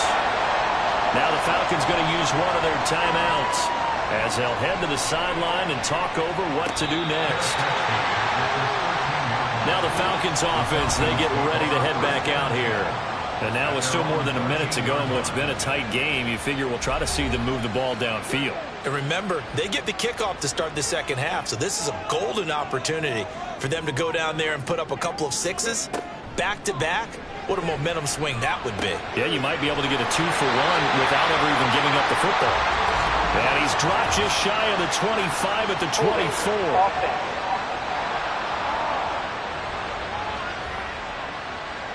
An unfortunate time for the penalty there. That cancels out a positive play from this offense. Well, not to sound too trite or too accepting, but you and I both know it happens. You got to accept it and move on. Yardage, you got to get back. Focus on the next play and move on. Call it a gain of 12, but of course not a first down due to the previous penalty. Now 2nd and 5. At the 18-yard line.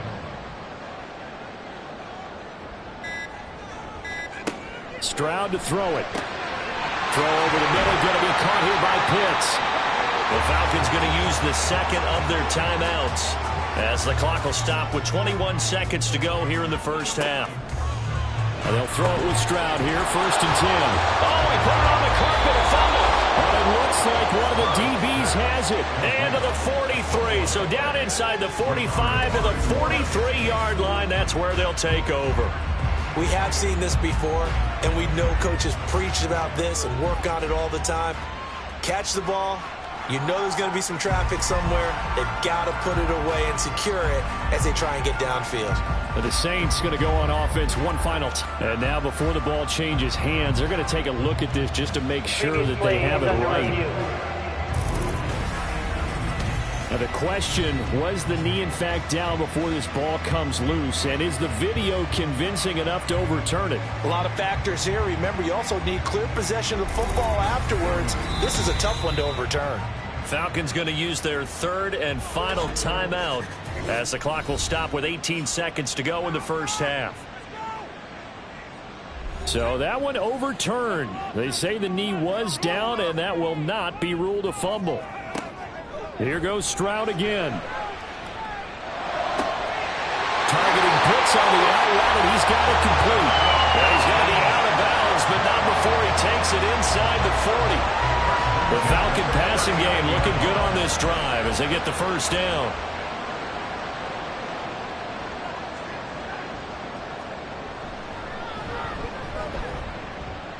And his kick is good. He got every bit of that one as it's good from 56 yards out. And they will open their lead up to a touchdown at 24-17. That was perfect. From distance, he steps up, knocks it right down Main Street. And Main Street's celebrating right now with him, aren't they? I love the mechanics of the whole thing. Snap, hold, everything was right on target, and the blocking was perfect, and he executed so well. And with time running short here, they'll simply take a knee, and that should do it for half number one. So we are at halftime here in Atlanta with the Falcons out in front. As we'll send you down to Orlando, and we check in with Jonathan Coachman for our EA Sports Halftime Report. Coach. Okay, Brandon, thanks very much. Welcome in, everyone, to our EA Sports Halftime Report. Let's get you caught up on what's going on around the NFL. We'll start up at TIAA Bank Stadium in Jacksonville, where it was the visiting Texans who were able to come away with the road victory. Kyler Murray, a strong performance there, over 300 yards passing with 3 touchdowns in the victory. From there, we head to the Big Apple, more specifically to MetLife Stadium in Jersey to check on the Giants. And it was the visiting Carolina Panthers who were victorious in that one. Justin Fields leading the way in the victory with 3 touchdown passes. And lastly, we'll wrap up the week on Monday Night Football. Definitely one to tune in for, as it'll be the Tampa Bay Buccaneers and the Indianapolis Colts.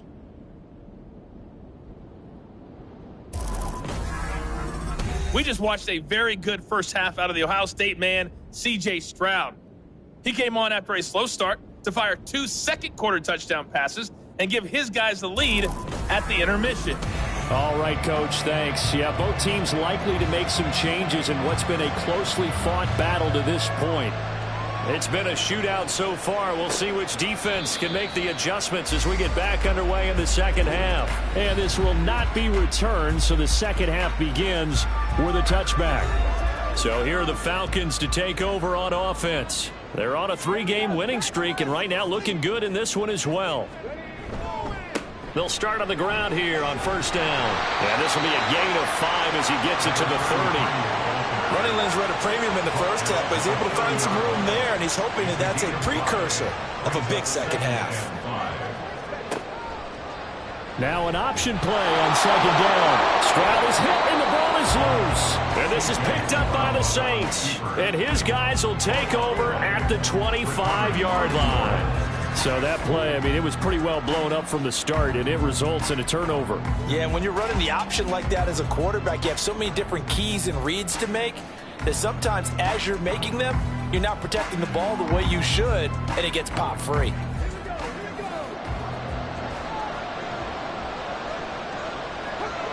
They'll come out throwing here to start the drive. He finds Mayer here. And brought down, but not before they get it inside the 10 to the 7. 18 yards that time to push him up first and goal.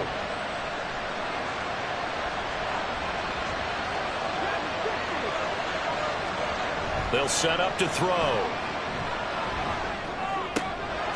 And he's got it. Touchdown, Saints. A great play there. His first touchdown on the year. And the Saints are able to capitalize on the forced fumble by turning it into 6 points. So a strong drive here to lead off this third quarter. That has them an extra point away from tying things up. And, partner, this is pretty much what they envisioned when they were sitting there in the locker room thinking about getting things going to start here in the third quarter. Getting out there, a field goal would have been fine. But going ahead and scoring here, an extra point away from tying things up, that's exactly how they drew it up on the board. A point after, good by Groupie. And that will tie us at 24. From a couple yards deep, he'll bring it out of the end zone. And no alley to be found. The coverage was solid, and he's dropped at the 18. The Falcons ready to take over. We got a brand new ball game, all even after that last touchdown, so every drive now becoming a little more critical here in the second half. On first down, here's Stroud. Over the middle into traffic, and that's complete. And he'll be taken down, but not before he gets this football out shy of the 30 to the 29. First and 10, it's Stroud. Over the middle here to Brown. And he slips up past the 45 before being tackled. Another nice gain. That's now 30 yards between those last two plays. And with that last play, he's now up over that 300-yard mark. And in today's NFL, it almost feels routine. And I hate that when you talk about a 300-yard passing game. To me, 300 yards still signifies excellence, and he's achieved that in this performance. As for the right sideline, here is complete. And he's able to take it across midfield before going out of bounds. Here now, second and 4.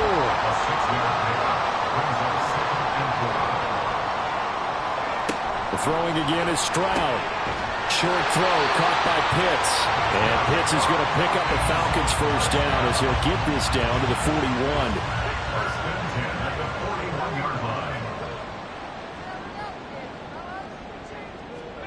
Back to throw. Here's Stroud. Right back to Pitts again. Short completion, just 4 yards, and it'll be second down. A gain of 4. It's now second and 6 at the 37-yard line. And now here's a carry heading left.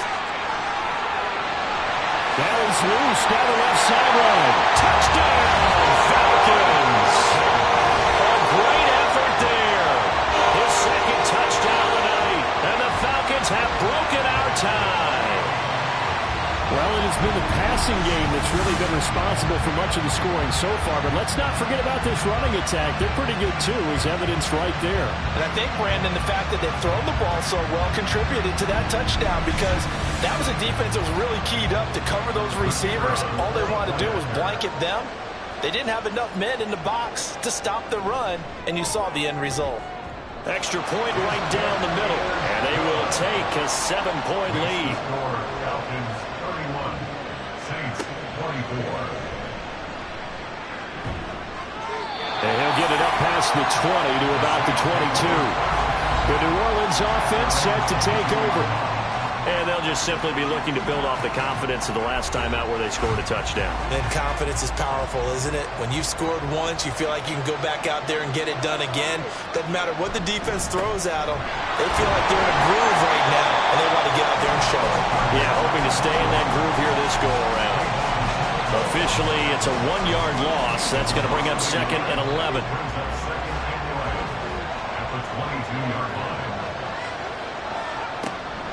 They'll look to throw here. A short throw, and that's hauled in by Mayer. They get 7 out of that, so they're left with a 3rd and 3. Let's not quibble about the gain there on 2nd down. That was a positive play because that was a take-what-you-can-get situation. Got out to the tight end.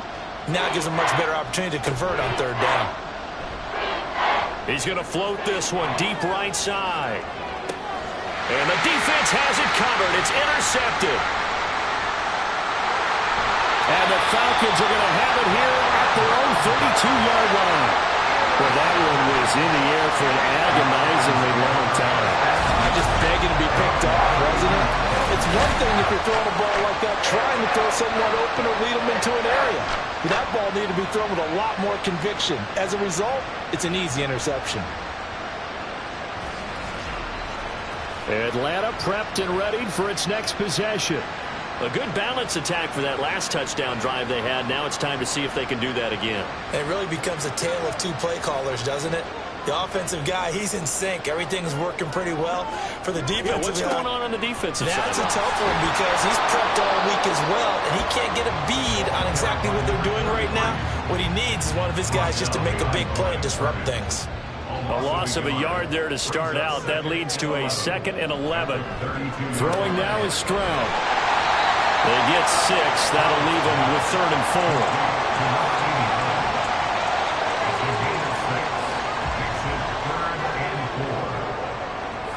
Stroud looking to throw. Able to find the open man. That's complete. And he is going to have a Falcons first down as he'll be marked down a yard or 2 past the marker following a gain of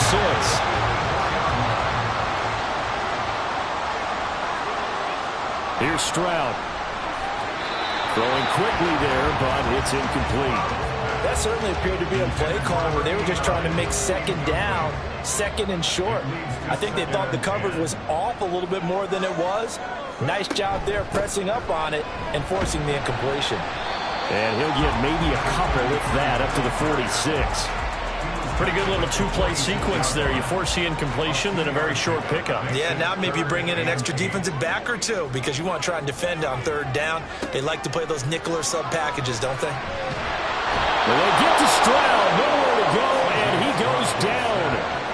Looks like a 9-yard loss, and it also brings up 4th. And that's his 2nd sack in this one. And you just can't ask a defensive end or an edge rusher to play any better than what we're seeing right now. And, partner, it's still just the 3rd quarter. I'm thinking he's not done yet. Even if he's not getting a sack, he's bringing a lot of pressure to the pocket. The Falcons send out their punter as he's on here to punt it away.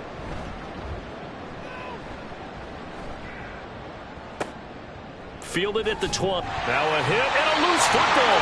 But it looks like one of the DBs has it. And they will take over at the 26-yard line. I don't know why, but it's always agonizing to me to see a guy make a mistake in this phase of the game because you can it's all on him. All eyes there. He's got a chance to make a punt return, and instead he ends up putting it on the carpet. Puts it on the carpet. The little rubber pellets shoot up. Never a good sign for a returner on this field turf surface. No, not at all. And a bunch of them go up when they're all trying to get to the football, don't they? Stroud now on 2nd down. So they get a traffic there, and that's complete. And now we're going to get a stoppage as, that looks like Jackson who's shaken up. The medical staff will attend to him, and we will step aside. The chance of wasting this great starting field position, a real threat. This is 3rd and long. As Stroud now to throw. And incomplete here to bring up 4th down as the rookie couldn't haul it in. Oh, that's going to hurt a bit because they needed to come through with a completion there. Now a drive that started with great field position is facing 4th down.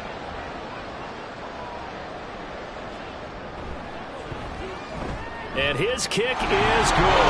And that will extend their lead three on that drive. Normally you'd say we'll take it, but the way points have been flying around, it feels like a little bit of a letdown. Yeah, you just have to wonder, are field goals going to be enough? Because as you pointed out, the way touchdowns have been scored, does kicking a field goal actually put you at a disadvantage the rest of the way?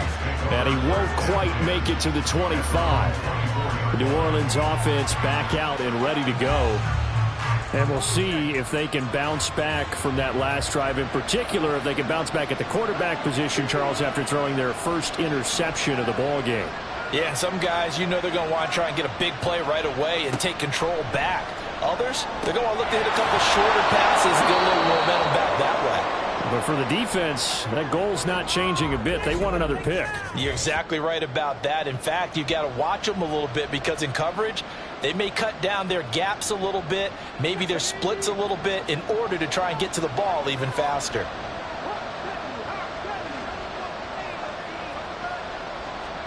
Second and 3.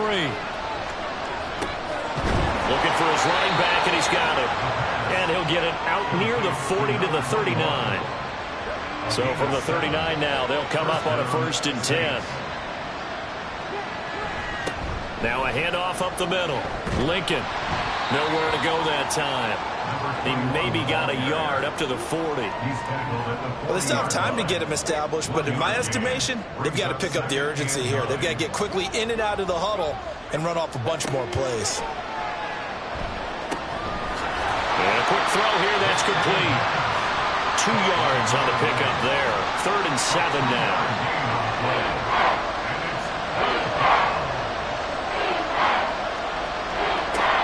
He'll look to throw. And he takes this one down almost all the way to the 30. Well, that's one way to convert on 3rd down, picking up 26 yards. That's a nice catch there. Remember, he had the fumble earlier. No way he was giving up the ball in that situation. Secured it tight to his body and picks up the 1st down. From Falcon territory now, here's 1st and 10 at the 32-yard line. They'll try the left side. Lincoln stops short of the 25, and that second effort got him a couple extra. He'll get a nice chunk there on the 1st down run, and it's 2nd and 4.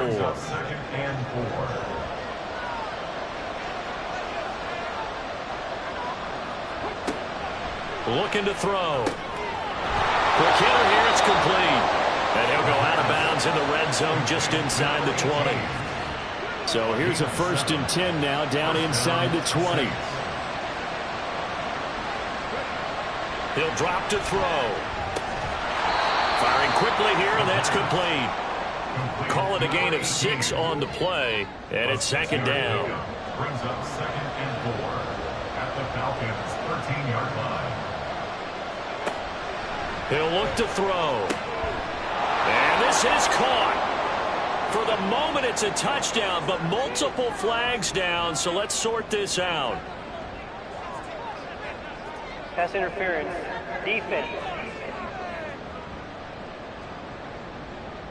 So obviously they will decline the penalty there, and the result is 6 points.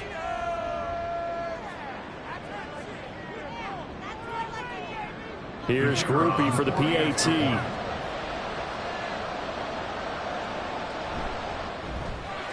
And the lead is down to a field goal now. So a nice drive put together there. They go 75 yards in 9 plays. And it was finished off by a Michael Mayer touchdown grab. And he won't get this to the 20-yard line as he's down at the 19. At their own 19-yard line. Stroud to the air on 1st and 10. And that one drops down, incomplete.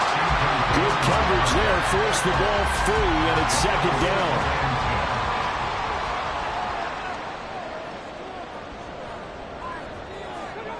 A shotgun snap to Stroud. Over the middle, complete. It's Murphy. And he'll be corralled well upfield right around the 40-yard line.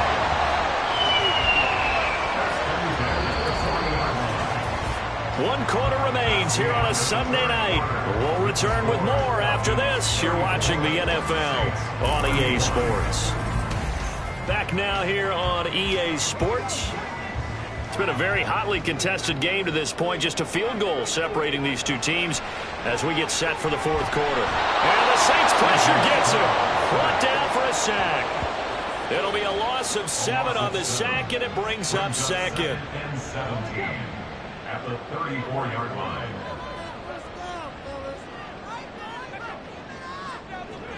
Stroud working out of the gun. Under pressure, and they got to him again. It'll go in the books as a 7-yard loss on the sack, and it's third down.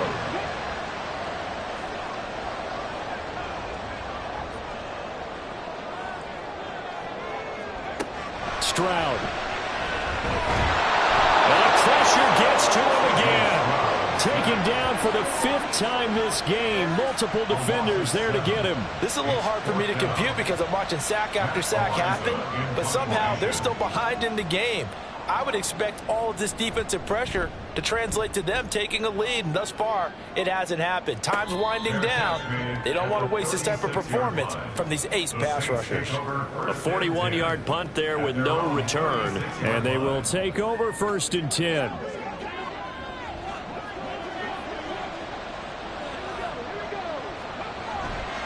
A play-action fake. They'll look to throw. This one complete to his fullback out of the backfield. That'll go for a gain of 7, and that's going to bring up second down. It's a gain of 7. Brings up 2nd and 3. They'll drop to throw. And a quick throw here. That's complete. They'll get 3 as the drive continues. It's a first down. First down, New Orleans.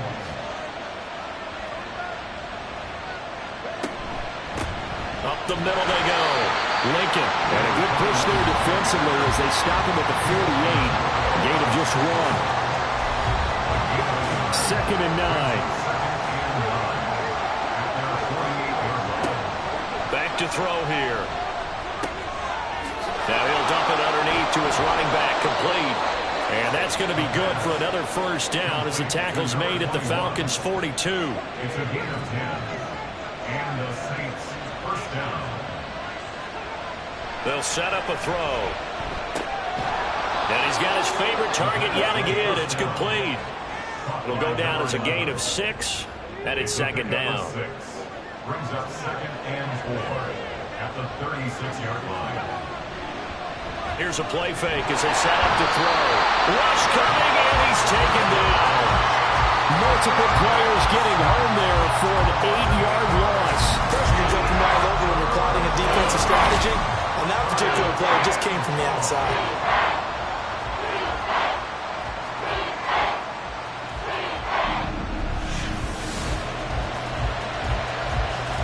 A field goal from this spot likely out of the question. They've got to get closer here on third down. Now back to throw. Under pressure again, and down he goes again. It'll go in the books as a sack and a loss of a yard, but more importantly, it leads to fourth down. Here comes the Saints punter now as he's on to punt for the 4th time tonight.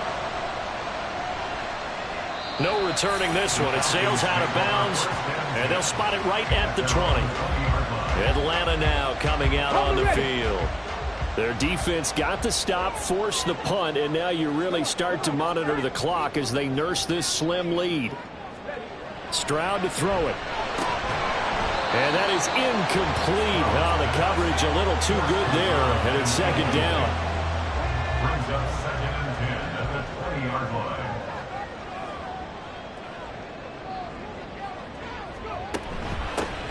Hands it off out of the gun.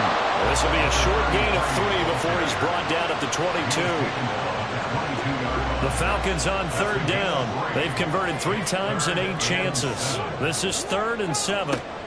Now Stroud. And this is going to be incomplete.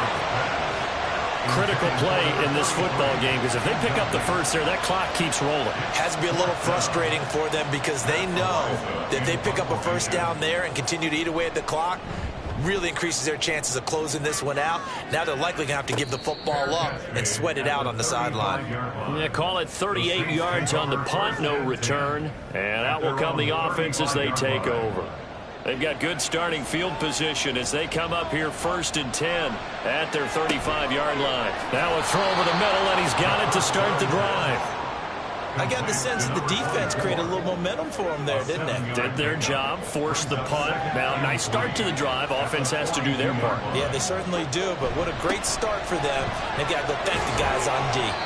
And he'll get it into enemy territory just across midfield at the 49. 43 yards rushing for him in the ball game now on 14 carries. First down, Saints.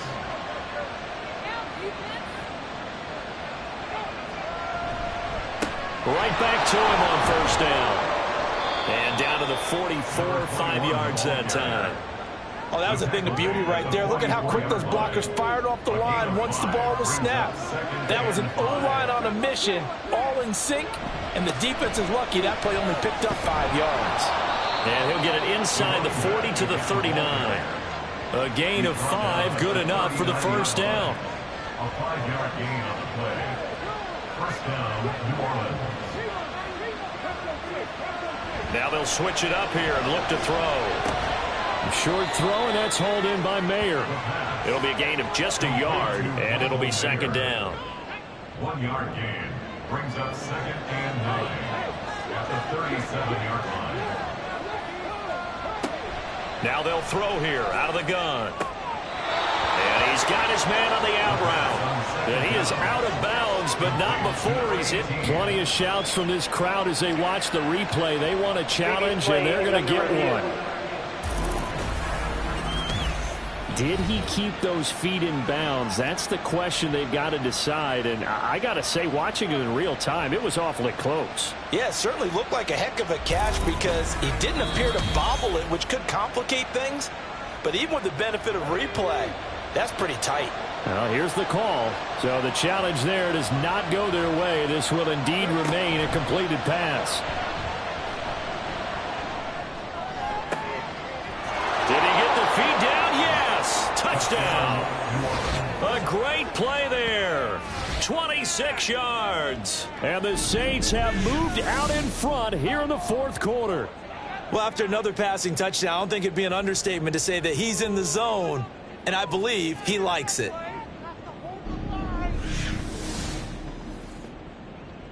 And now remember, all touchdowns are reviewed, and in a tight game like this, they're going to take a good long look at it. They're taking a peek at whether or not those feet were in bounds, and obviously a big call here in the end zone. And not just the feet. How about the hands? How is the ball possessed while the feet are hopefully getting down in bounds? That's what they're trying to look at to see if it all comes together. So they called it a touchdown originally, and this will stay a touchdown after the video review, so they had it right. Groupie able to add the PAT, and that will make this a 4-point game. Set now to kick this one away, and off it goes.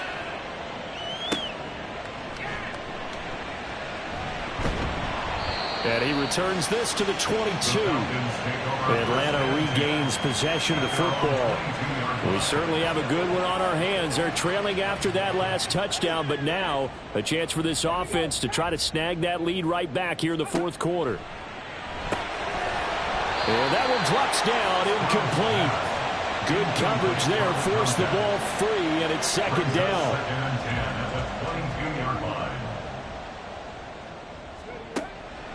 Back to throw. Stroud got a man. It's Brown. And he'll be upended here after a pickup of 3, getting it out to the 25. And for the Saints here on 3rd down, an extra defensive back on the field. Operating from the gun. Stroud. He's got his target. That's complete. And he'll be out of bounds, but able to get it up past the 45. That'll put him close to 100 yards receiving. He's at 98, and he's got a 1st down. With that pass, CD, he's now over 400 yards in the game. And even in a pass-first league, that is still a tough benchmark to hit. And all week leading up to this one, all we read, heard about was the confidence he had that he could put up big numbers. Kudos to him for coming out here with that belief in himself and for making it happen. Well, he's going to get this all the way down inside the 35. Chewing up big yardage. Another nice gain there. This one goes for 20.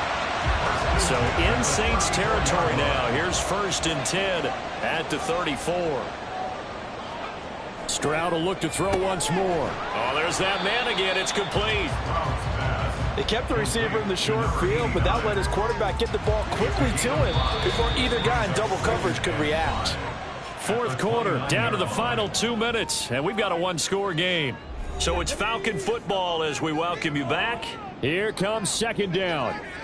They come up on a 2nd down now in a game that looks like it's going to go down to the wire. Throwing again on 2nd down, but this time it's incomplete. A couple extra defensive backs out there in the dime, and because of that, really not many places to throw the football, if any. And typically, what would you want to do against that dime? Run the football. You want to run the ball, but you can't do it in this situation. Not nearly enough time on the clock. You have to really navigate against a tough defense presented against you. But they picked up a little bit of yardage there, and now, in this situation, should be in no hurry to run a play really fast. Let the clock wind down. Stroud to throw it. Steps away to his left. And he'll take this beyond the line of scrimmage as he slides to a hole. I certainly like what he did right there because he smartly wanted to avoid forcing anything downfield because nothing appeared to be open. Nice harmless slide there to avoid the big hit, and he gets a small gain on the play. And this is caught. Touchdown. And they've taken the lead here in the final minute. What a game this has been, and what a drive that was, Charles, to take the lead here late in the 4th quarter. And partner, that's a job well done by everyone, from the players to the guys calling the plays. And if I may introduce just one downside to the mix, might be a little bit too much time left. Enough on the clock for a final last-ditch effort to try and steal this win away. Now an important extra point here to stretch this lead to a field goal. He's got it. And this is indeed up to a 3-point lead. So that drive consumes 9 plays all total. And it's capped off by the late touchdown that puts him out in front here in the final minute of the contest.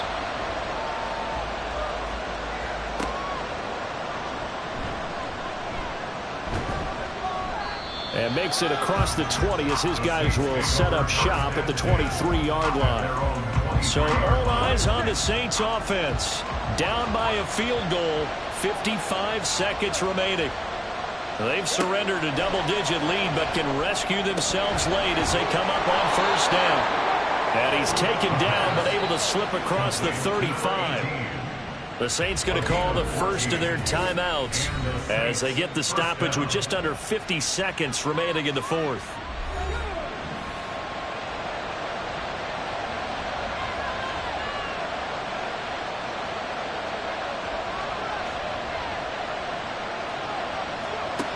He's back to throw. Throwing middle, and it's complete. Now we'll get a quick timeout called by New Orleans, number 2. As they'll stop it with just over 40 seconds to go in the game. Back to throw. Got a man over the middle, and it's complete. And that's going to be good for another 1st down as the tackle's made at the Falcons' 33. Back to throw. And that's going to be incomplete. And not a common sight, at least on this drive. A momentary setback, though, for this passing game that has been moving well this series. Good thing for them, though. Still 2 more downs to connect and try and pick up another 1st down. An incompletion, now a short pickup. That's not going to do it. Yeah, you've got to get to the line of scrimmage quickly, get set up, and aim downfield. And now the timeout call. So 5 seconds left, and a field goal would send us to overtime. So the field goal unit is on the field as this is a big spot right here. And the clock will now stop as a timeout is called with 5 seconds left.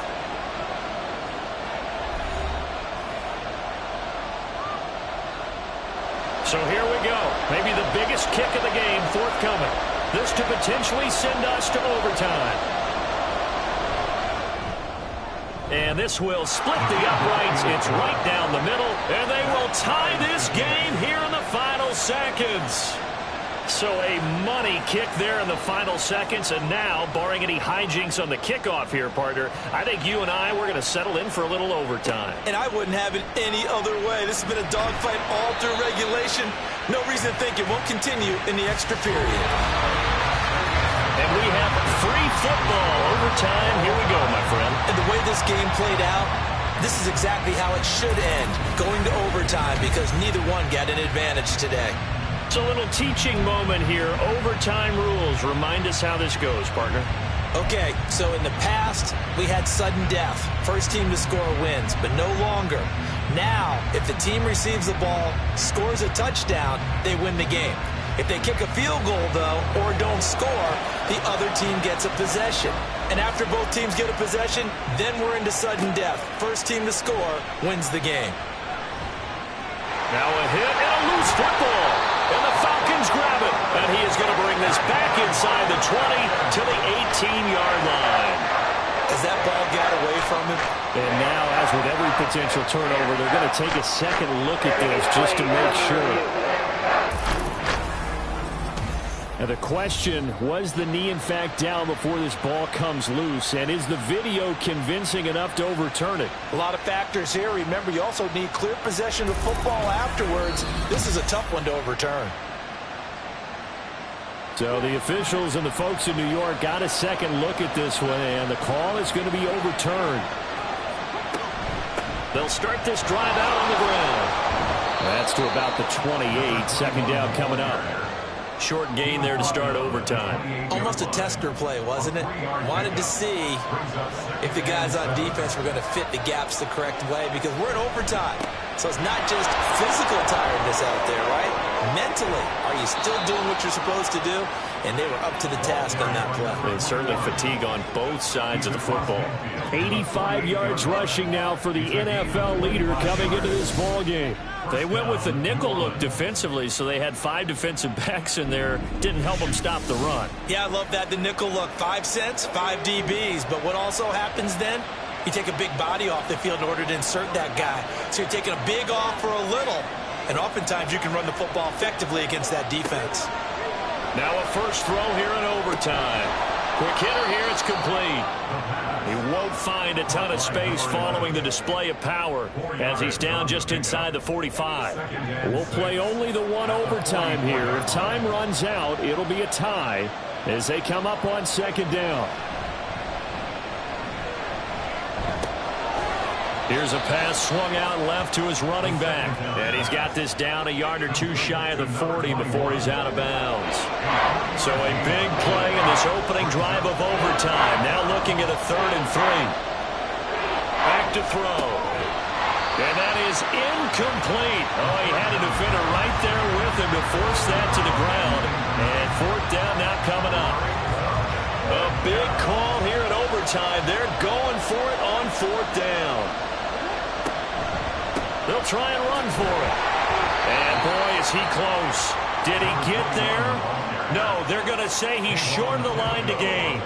The Saints' decision to go for it backfires. And the Falcons' defense stands tall. They'll get the football back. Partner, when you see a running play stop short like that, you just know that the defensive front, they won the battle of leverage and created the push back into the opposing backfield. And for the offensive coordinator, whether you had 1 yard to go or 20 yards to go on 4th down, now you're probably saying, oh, maybe I should have passed it, right? Yeah, hindsight is always 20/20. First throw of overtime, Stroud. It'll go as a gain of 4, and that'll bring up second down. Well, if you do read man coverage, Brandon, the drag route's a pretty good one to run against it because you're running away from people on it. Throwing now is Stroud. And his throw here is incomplete. Well, he certainly thought he had a window to push that ball downfield, but as soon as he released the throw, the corner was there to slam that window shut. Stroud on 3rd down now. Able to find the open man. That's complete. And he's going to have a Falcons first down as they're able to get the 3rd down conversion. They go back to that well. He's had a great game. Defensively, they haven't been able to stop him. Same thing here in overtime. And sometimes that goes to the play caller's ego, because a lot of times you have so many different plays you want to call, but when you spot a matchup that's working for you or a player that has the hot hand, keep giving it to him. That tells me you're mature as a play caller, and it's working for them in overtime. Play action. Here's Stroud. Blitz coming, and down he goes. He'll wind up losing a full 9 yards here on the sack. Now it's third down. Well, collectively as a defense, Charles, I think if you get 4 sacks a game, you're feeling really good. Now they have 6 as a unit. And that type of a number, it's just staggering because there's so many ways to try and counteract it. But in this case, they've got no answers for this unrelenting pressure coming at their quarterback. Third down and 13. Stroud looking to throw. And he'll be brought down inside the 40-yard line. A big play there as they get the conversion on 3rd and 13. Charles, you get into these overtime situations, that's not a bad guy to dial into. Well, when you have to have plays, especially in a spot as you just described, we're in OT, you've got to go to the guys you can trust and you know are going to make the plays. Well, they said it's not the X's and the O's, it's the Jimmys and the Joes. Next score wins, but remember, this will be a tie if the period ends with no scoring as they work on second down. Here's Stroud. That's complete to his receiver, Pettis. And he'll be brought down at the 27-yard line.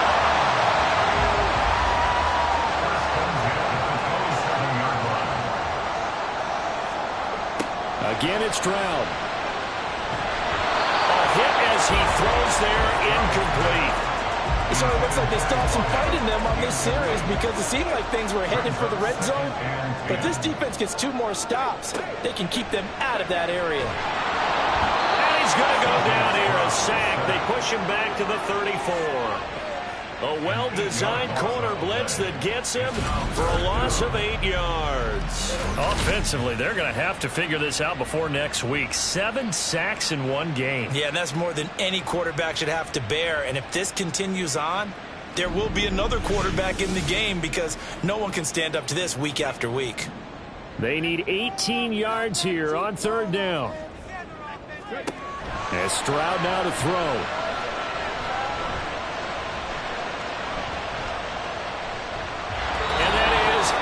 Complete. And now we'll get a stoppage here. There appears to be an injured Falcon on the field.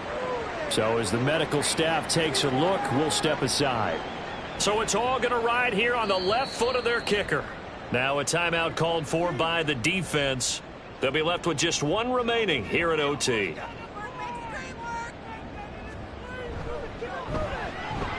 And he got it. The kick is good. In overtime, he's able to split the uprights.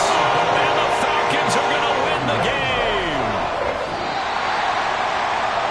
Another one in the books for his partner. Always great to be by your side. And both offenses, both defenses had some moments in this one, but I think you would agree these coaching staffs are also going to have some stuff to clean up on film. Absolutely, partner, and let's face it, any game we get to watch from up here, it's going to be a blast. Do we want to get a real job? Absolutely not. Let's keep watching the NFL all season long. So for Atlanta, they're setting themselves up as a major contender as they move to 8-1 now on the year. And they will hit the road next week to take on the Indianapolis Colts. Meanwhile, for New Orleans, the loss will drop them to 6-2 now on the year. And they'll look to regroup next week as they head to Houston to take on the Texans. And for Charles Davis and our entire crew, I'm Brandon Gaudin. You've been watching the NFL on EA Sports.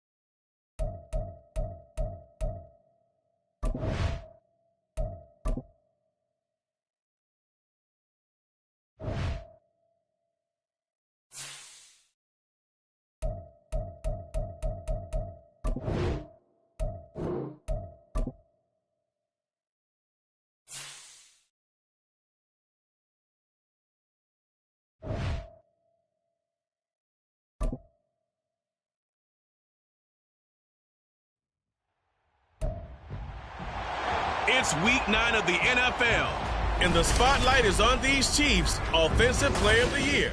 He's your top dog in the league this season, ranking first in passing yards. It's the Chiefs and the Vikings, and it's...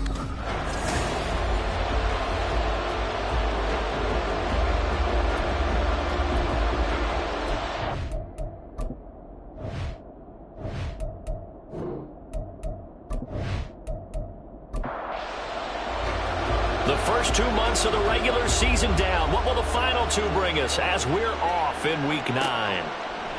And we'll see a return here from the end zone. Some strong running at the 20. Tackled at the 21-yard line, so a net negative there of 4 yards. So here's the Viking offense making their way out. And leading them out there, we get a look at their 6'3" quarterback. And you've got to think that they've got to be feeling pretty fresh. You know, coming off of the open week, didn't have to play, right? Gives them a chance to rest up a little bit, heal some of those aches and pains, and excited about playing again. That really rekindles things a little bit. I want to see how they come out and establish themselves here early. And that bye week coming right where they want it in the middle of the schedule. From the 24 now, here's 2nd down and 7. Here's Pollard again. 3 yards on the pickup. That's going to set up an interesting 3rd and about 4 to go. You talk about this Chiefs defense.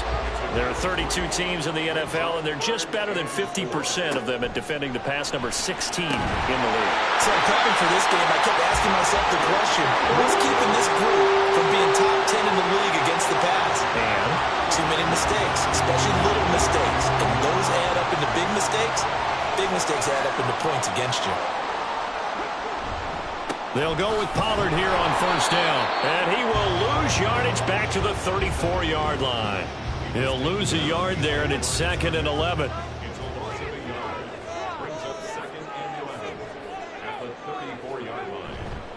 They'll run left with Pollard. And he's free going down the left side. It's a foot race. And they will finally catch him, but not before he gets it to the 11. 60 yards rushing for him as he's got the afternoon off to a great start. You were telling me this yesterday. This is exactly what they want to do on the opening drive, establish the ground game. Yeah, remember our conversation we were talking about what one of the GMs in the league has told me repeatedly. It's a big man's game, and it's not necessarily size. He's talking about playing some big boy football. Line up, get leverage, knock people back, and establish the run early. Now a throw to the end zone on 1st down, but it winds up incomplete. I think he's got to be careful not to force anything into coverage right there. There weren't really any throwing lanes, but the best part for him, he's got 2nd and 3rd down to fall back on. And it's caught. Touchdown, Vikings. A great effort there. His first touchdown on the year. And the Vikings get the upper hand as they're on the board first here this afternoon. The touchdown giving him the first quarter lead. Remember, they lost a rough game 2 weeks ago. Then they had to sit through the open week, but a good start here. And just think about everyone around them, everyone around the organization. When you lose headed into that open week, everyone's cringing because you don't have a chance to get on the horse and ride it again for at least 2 weeks. Well, they were able to take that time, use it constructively, and now they're back in form. Point after, right down the middle. And that makes the score 7-0. No return here for Carter, and this will be a touchback. So here are the Chiefs now under their veteran head coach, Andy Reid. And a glance at the tall signal caller, standing 6'6". And what a first half of the season he's had, leading the NFL in passing yards to this point. He's been a tough man to slow down. So this defense certainly has its work cut out for him.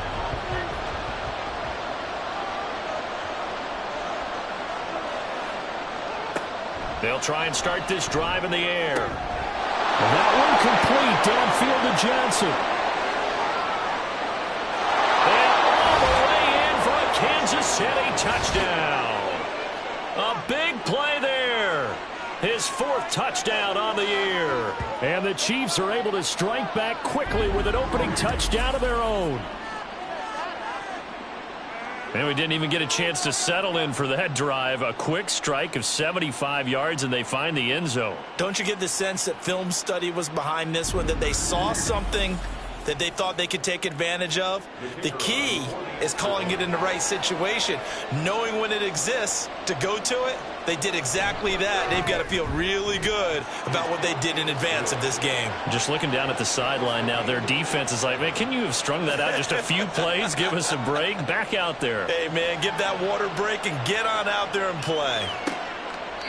No run back here, down to a knee, and this drive will start at the 25. So the Vikings taking the field here for their second drive of the game. Coming off every player's friend, the open week from last weekend. Oh, there's no doubt about that. Even if you're coming off of a loss as they did, the open week is exactly what you need after you kind of get over it a little bit, right? Rest up the mind, rest up the body, get yourself ready to go. And they have to be eager to play again, especially since they lost the last time out.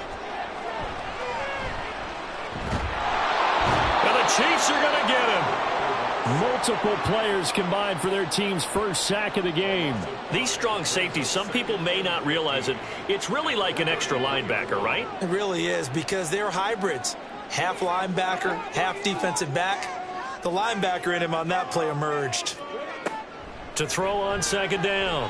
Buchanan. Oh, he's got a man wide open, complete. And he'll be brought down with a first down as the tackle's made at the Chiefs' 43. And the officials here going to pause the game for a second. Looks like there's an injured Chief on the field. So now 1st and 10 in Chiefs territory at the 43. Looking to throw. Buchanan. And it's a short one here, complete to the tight end. They'll give him 4 yards there, and that'll make it second down.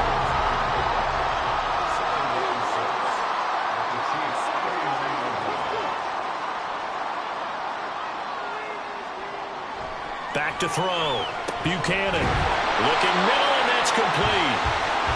3rd catch for him on this drive alone, and it'll give him a first down.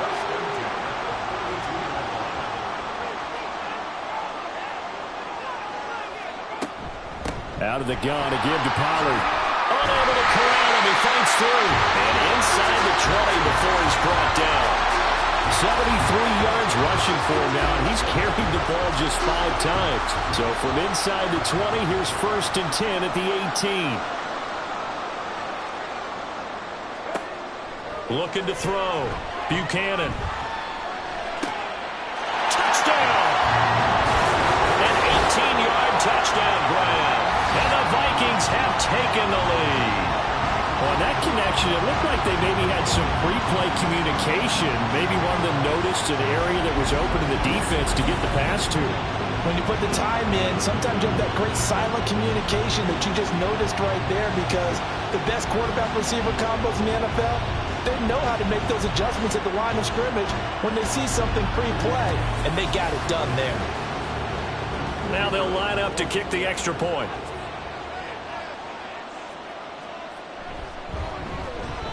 It's up and good, and it's 14-7 now here in the first quarter. So that drives 7 plays in length, and it all culminates in a touchdown for Minnesota. And Carter deciding not to bring this one out. Kansas City taking the field for their second drive. Well, partner, you know, coaches always say that every play is designed to score a touchdown. Sometimes that's not really true, but last drive, that was the case. One play to get into the end zone, and now they'll try to duplicate that success here. And it's rare for those moments to happen. Incredible when they do. And you saw the celebration.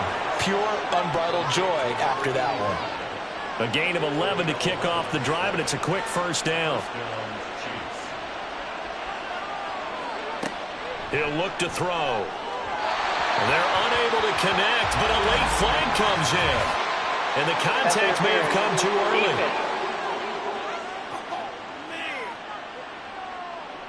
So the yellow flag came out, and that leads to a new set of downs for this offense. 1st and 10. They'll drop to throw. And he's got his man in stride, complete.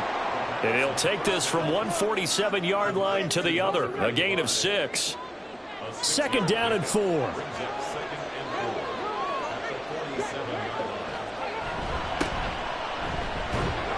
He'll get about 4 here, down to the 43-yard line. You look at this defense for the Vikings. And this unit, very tough to throw against, currently second best in the NFL. It's really difficult to prepare for this team. This is the #1 overall passing team in the NFL, but it shouldn't be hard to get excited about playing against them. The ultimate test going against that unit. And that's why you and I are excited to broadcast this game. Yes, sir.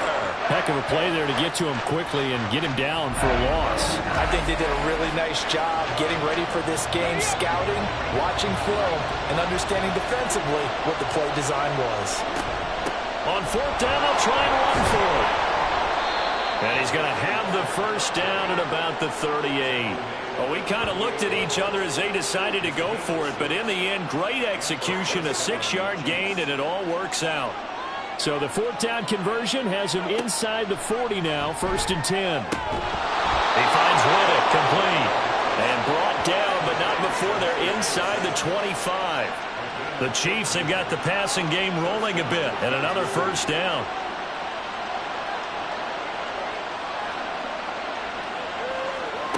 He'll look to throw. His throw caught at about the 5. And all the way down inside the 5 to the 4. Another big gainer that time. This one goes for 19 yards. 2 big plays in succession. Not sure this D knows what hit him, but now they got to get ready. It's 1st and goal. Now they'll run it on the toss. And he's maybe going to get this back to the 4, but that's about all. They'll say no gain on the play, and it'll be 2nd and goal. Now they'll empty out the backfield. And that one incomplete, but now a penalty flag coming in late. That might be PI.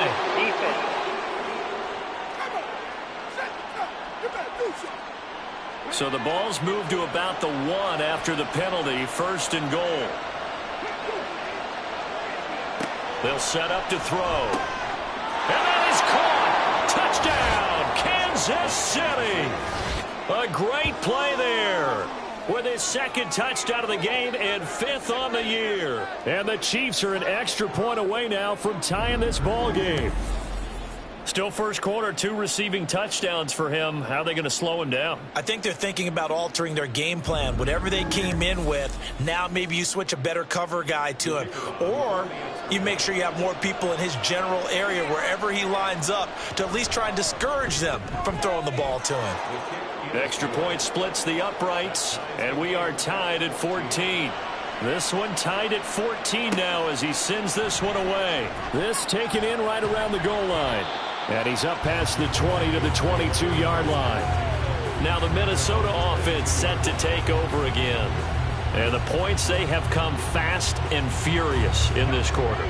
You really don't want to be on the defensive side of the ball right now, do you? Because you're either thinking, my replacement may get an opportunity.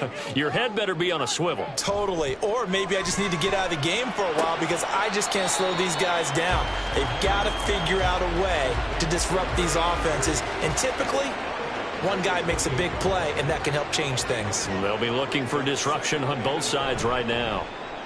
And he's taken down, a Chiefs sack. It'll go in the books as a 7-yard loss on the sack, and it's 3rd down. We'll see what they have drawn up here. A little bit behind the line. 12 yards needed to gain a first down. On 3rd down, Buchanan. And that is incomplete. That could be the stop this defense needed to get them back on track. They've been pretty well dissected by the offense here in the first half. After that possession, now they know that they can compete with this offense. And on 4th down, on is the punt team sending this one away. Take it at the 37. A nice return there of 11 to help mitigate a good punt. And it's Chiefs football, 1st and 10. The Chiefs in good position to start out as they come up 1st and 10 on their side of midfield at the 47. Johnson's got it complete. The result, only 4 yards there on the play, and it'll be 2nd down.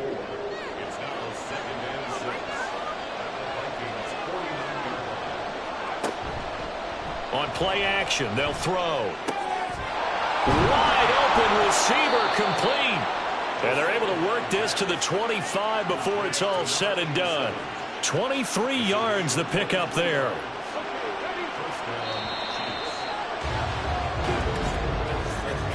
These two teams all tied after one. The Chiefs with the football as we start the second quarter, as they've got it with a 1st and 10.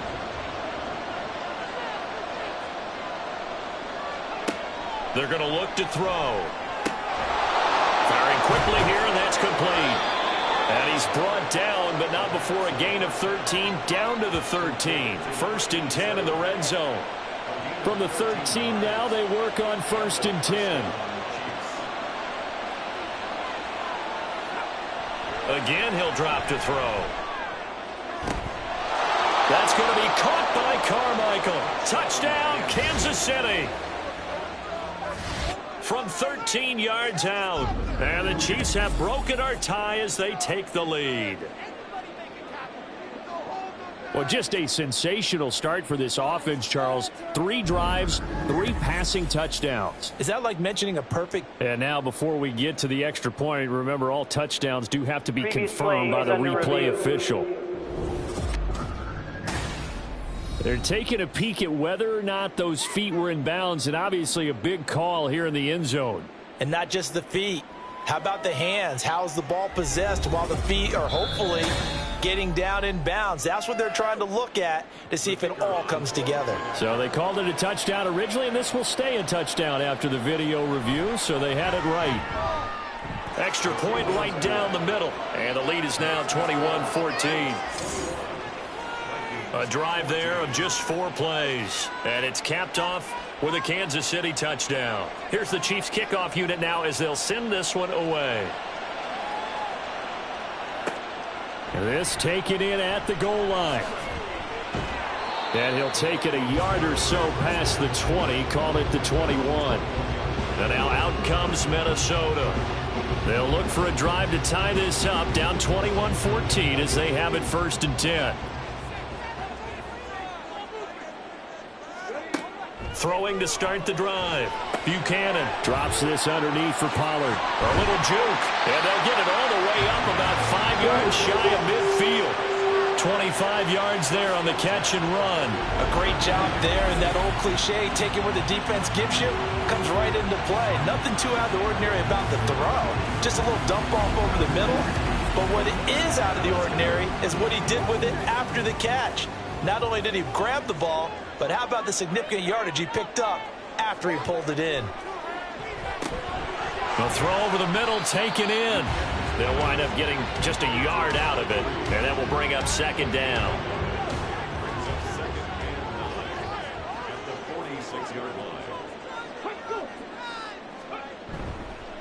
Pollard will take it up the gut. And that'll hurt the average a bit as this time they're able to get him behind the line. They wind up losing a couple there, so they go behind the original line of scrimmage, and now 3rd and 11 coming up. Backed up here, tough spot, needing 11 yards to pick up the 1st.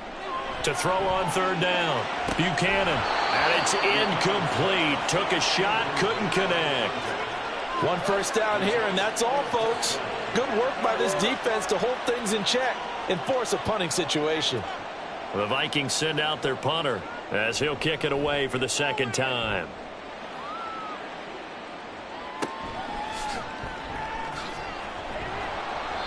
It's a 40-yard punt, 6 yards on the return. He had the touchdown strike on that last drive, number 35 for him on the year.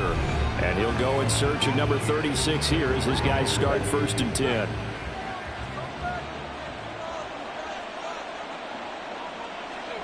They'll come out throwing here on 1st down. Throwing left side here, and it's complete. And he's got it past the 30 before he's hit and dropped. Line of scrimmage, the 31 now on 1st and 10. They'll set up a throw. And he slips up past the 45 before being tackled. The escapability in evidence there as that one good for 15 and a 1st.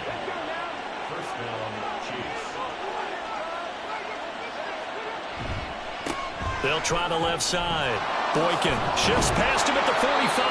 And he'll work it across midfield inside the 45. 11 more yards that go around. A first down as well. Most of their damage has been done through the air. I mean, they've rung the bell 3 times with passing touchdowns. But guess what? Ground game has not been neglected. Nice little burst right there. Only able to gain a couple there, and it'll be second down. The Chiefs at 6-2 to start play. And they come in after a loss last time out, but they've still been in good form. They've won 6 of their last 8. And the key for them, as I see it, tightening things up on defense, because the offense did its part. They played well, but defensively, way too many lapses and big plays allowed. That ultimately doomed them in their last ball game. And he's top 5 in the league in terms of receiving yardage because of plays like that. What have you seen from him on film that you like so much? Well, I'll strip away everything else and get to what we call the moment of truth. When the ball's arriving and there's a defender there, he just comes down with the ball. He competes and takes it away. Great hands, great ability to finish the catch. They'll look to throw now on first down. And in for the Chiefs touchdown. A 16-yard touchdown. And the Chiefs go up by 2 touchdowns. That's one of those long drives where not only do you score, but you really tire out the defense, too. That's a great point, because now they've been on the field for a long time. Them going to the bench, trying to make adjustments, trying to figure things out, but they'll do so fatigued. Now for the point after.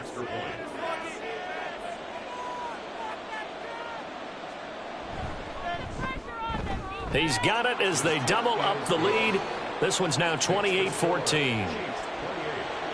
That time a 6-play drive. And it winds up with the Chiefs hitting pay dirt. And he takes this near the 25. Just a little pass there. Call it the 26. Minnesota's offense takes over possession. Over on the sideline, hoping to hit that reset button between possessions. Last time out, they had to punt it away. This time hoping to finish this thing off in the end zone. And they'll get it up just short of the 45 at the 44. This drive starting off on the right foot. 18 yards. Took just one play to move all the way to the 44 as they try again on first down. Back to throw. Buchanan. His throw incomplete. Let's face it, if you want to get back into the game, these are the kind of throws you got to hit. He's wide open right there. Got to be able to get it to him, don't you think? And those are the throws that haven't been available to them every time he's dropped a pass. Yeah, that's a big miss. He's going to let this one go deep. And it's knocked away and incomplete. Early on, the running game's been working well, and the offensive line has been pleased by that. The thought process there, catch those safeties creeping up, trying to help against the running game. They tried to hit him over the top, unsuccessfully. Pass taken in by his big tight end. And he will have a Vikings first down as they're able to get the third down conversion. Yeah, these are the types of plays they're going to need to hit on if they're going to get back into this game. It hasn't been the greatest of first halves, but this is a nice throw here on third down, and they keep the drive going.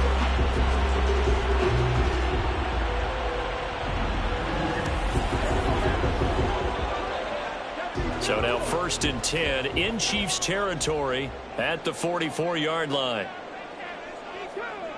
They'll look to throw again.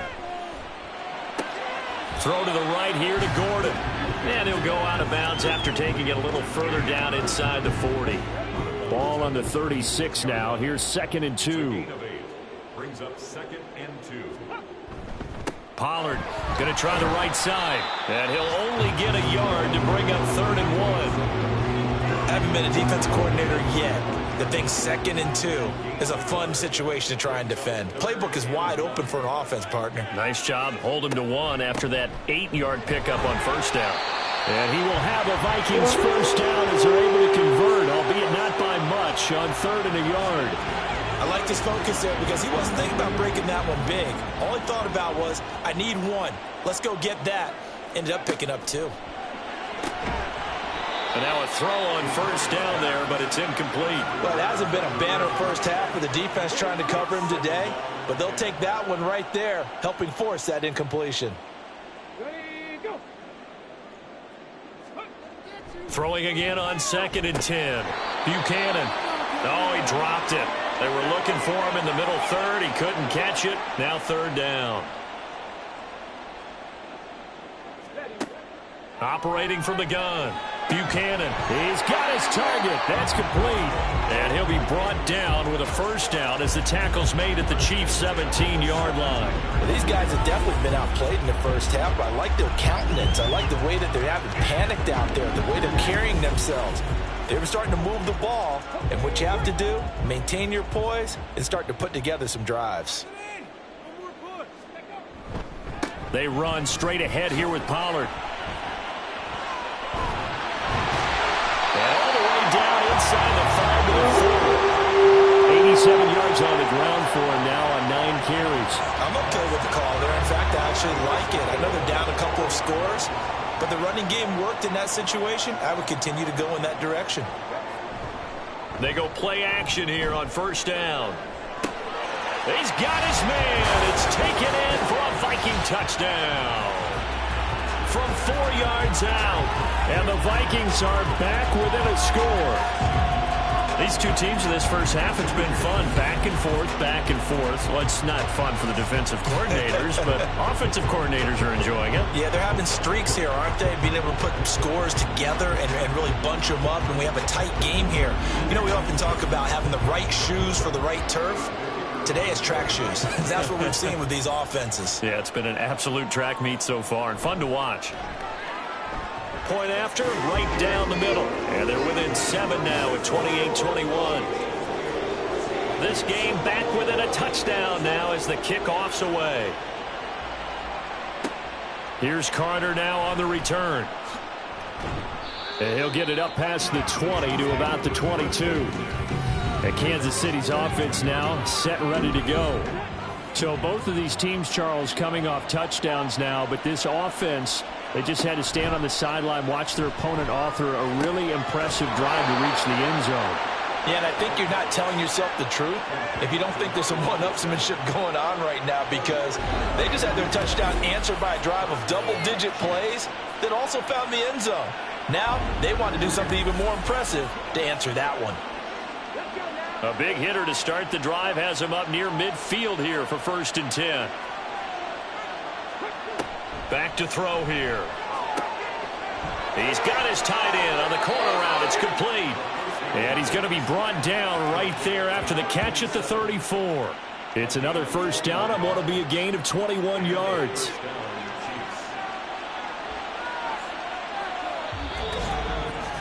And we've hit the 2-minute mark in this first half of action.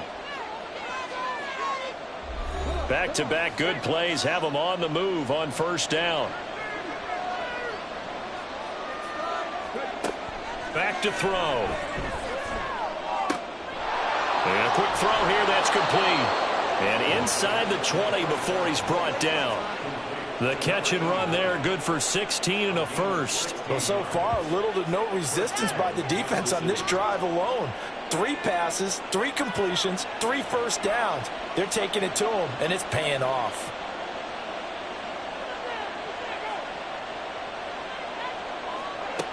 Back to throw again. Quick hitter here, it's complete. And he'll get 7 yards from the 17 to the 10 before he's taken down. And the officials here going to pause the game for a second. Looks like there's an injured Chief on the field. Well, hopefully, obviously nothing serious here. Medical staff, though, going to take a peek, and we'll take a break. They'll stick with the passing game as he looks to throw. And the Chiefs are going to be set up with a 1st and goal coming up as they get him down at the 6-yard line. A chance to really cap off a big first half here as they come up on 1st and goal. He'll drop to throw. Flushed out right. And he will take it on in for a Chiefs touchdown. A 6-yard touchdown run. And the Chiefs will extend their lead in the final minute of the half. And that's certainly an important score right there because they gave themselves a 2-score cushion heading towards halftime. Now you got to force the other team out of their comfort zone, and it changes the way you approach the second half as well. How you want to do things on offense, and your defense feels much better too, having that lead. Extra point splits the uprights. And the lead now up to 14. A drive that time of 6 plays. And it's capped off by a touchdown run of 6 yards. And he won't return this one. He'll go down to a knee, and they'll start at the 25. The Vikings going to take over now late in this first half. Well, not much time remains here in this first half. We'll see if they can get something out of this drive, at least a field goal. They could certainly use it, down by 2 scores. And he will find his man on the outside. And he's out of bounds, able to take this one up to the 35. A good down to possibly take a shot, and in fact, they'll come up with an empty backfield on 2nd and inches. Operating from the gun, Buchanan. The Vikings going to signal for the first of their timeouts as they'll stop it with 27 seconds remaining here in the second quarter. It's a short one here, complete to his tight end. Now the Vikings will use the second of their timeouts. So that means they're down to 1 remaining here as we head toward halftime. And he will find his man on the end route, complete. The Vikings going to use their 3rd and final timeout. And with halftime on the horizon, they'll be out of timeouts from here forward. And that is caught on the right sideline, but out of bounds, says the line judge. Now, I believe they buzzed down. They're going to take another look at this play with all reviews coming from the replay official here in the final 2 minutes of the half. Did he keep those feet in bounds? That's the question they've got to decide. And I got to say, watching it in real time, it was awfully close. Yeah, it certainly looked like a heck of a catch because he didn't appear to bobble it, which could complicate things. But even with the benefit of replay, that's pretty tight. Well, here's the call. And his kick is right there. It's good, and that will get the disadvantage now back down to 11. So the 3 points here, they're still down, but they put somewhat of a dent into that lead going into the break. Anything helps when you're trying to chip away at a lead, but they do know that they're going to need a little bit better effort in the second half.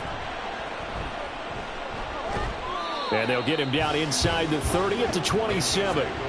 The Chiefs offense about set to begin this drive. And with 7 seconds remaining, not much time to really do anything. Boy, nowhere to go at all on that first down run as they will get to him behind the line of scrimmage.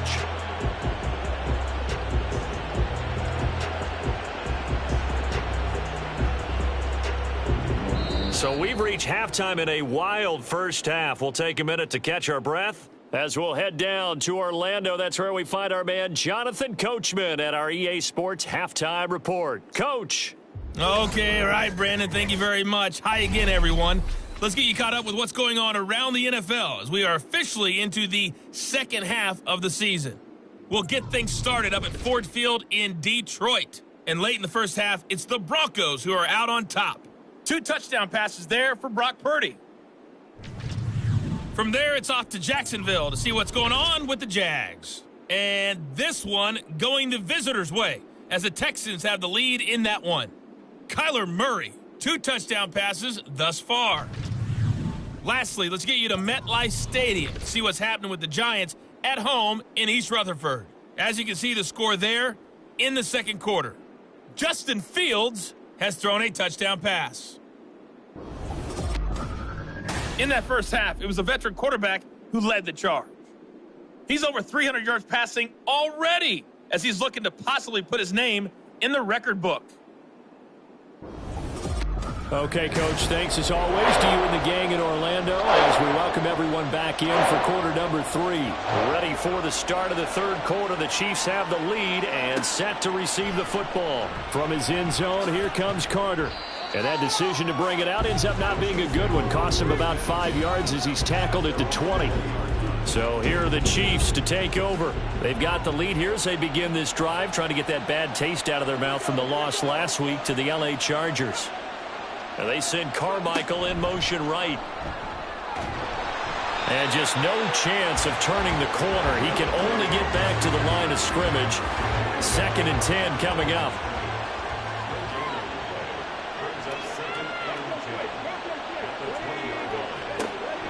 They'll look to throw here. Oh, it's a screen pass. That's complete. They get 7 out of that, so they're left with a 3rd and 3. And that doesn't have to gain big yardage to be an impactful play, because if you get those pass rushers second-guessing themselves, that they might get hit with a screen, maybe you can wind up slowing them down just a step. And if you do that, that's a win for that play.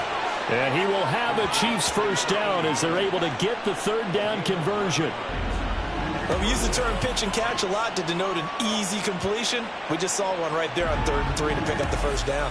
Why are those so tough to defend? Just because they hit so quickly? Yeah, it's all about timing and confidence. Quarterback sees it, rips it, there you go. They'll run on first down. Buckner. And he is brought down, but not before reaching the 30. That one's good for 35 yards on the ground and a first down. One thing that's great about watching him run, Charles, he doesn't hesitate. He got to the left side of his O-line and just went. So there's 2 ways to look at that. One, just absolutely unconcerned, just takes off and goes. But more the latter, I think, which is he has absolute confidence in the guys in front of him, the guys doing the blocking for him. He just takes it and goes with abandon. 11 more on that one and another first down. First down, Kansas City. Looking to throw. He finds his man Johnson. Give him a gain of 5 on the completion, and it's 2nd down. It's a gain of 5. Brings up 2nd and 5 at the 14-yard line. Now a handoff up the middle. Buckner. Oh, good move. And he takes this into the end zone for a Chiefs touchdown. A great effort there with his first career NFL touchdown. And the Chiefs take the opening kickoff of the 3rd quarter and drive right down the field to extend their lead.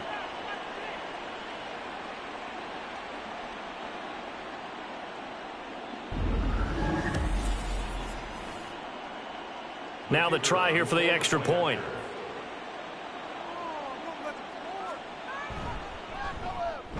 And the lead is up to 18 now. So that winds up a 7-play drive all told. And it was finished off by the 14-yard touchdown run. And he'll elect not to return this one, so they'll bring it out to the 25 on the touchback. It's the Vikings' turn on offense. We get ready for their first possession of the second half.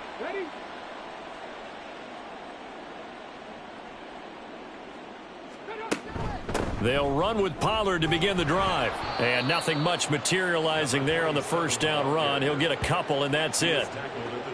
Defenses always talk about earning the right to rush the passer on 3rd down. And you know what offenses want? Win first down so they can set things up for themselves better. And that wasn't helpful there. Not a big impact on first down. A 2nd down pass play there, but it's incomplete. I think he could have scanned downfield forever, but there wasn't anything available.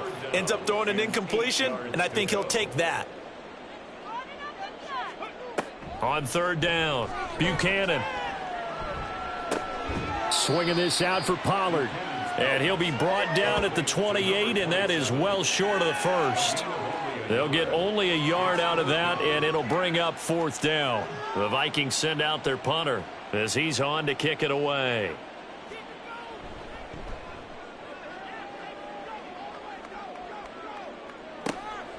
This is fielded at the 27. That'll go as a punt of 42, 7 on the return. And the Chiefs now getting set to go. This drive here beginning probably with a pair of motivated groups. Remember, the offense scored a touchdown on their last time out, looking to repeat that in Charles's defense. They were very frustrated after giving up 6 the last time on the field. And frankly, it's just a battle of wills in a lot of ways, because you know they're both motivated, they both game plan for this drive, and they both have specific outcomes in mind. To me, it just comes down to who can execute better and which side can step up and assert its will over the other. Here's a 2nd and 7. Got a man, and he hits him in stride.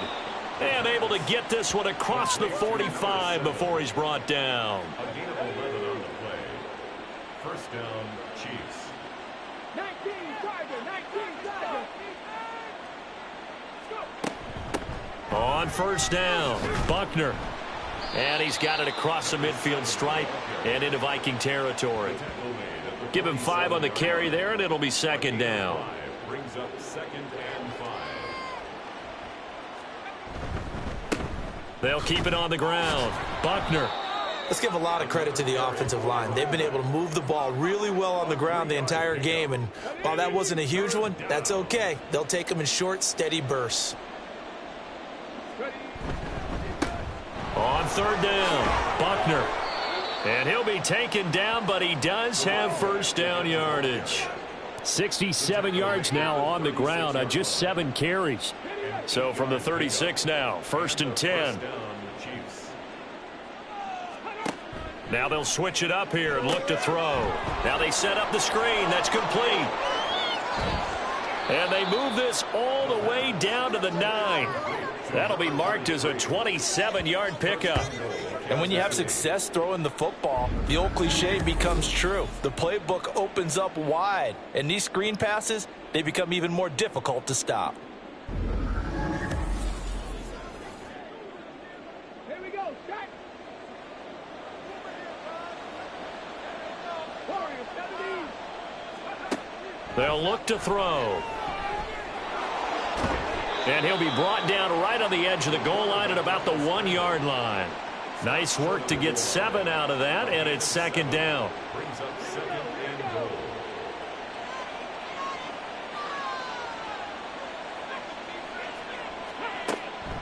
Now a shotgun snap as they'll look to throw. And that is caught for the touchdown, Kansas City.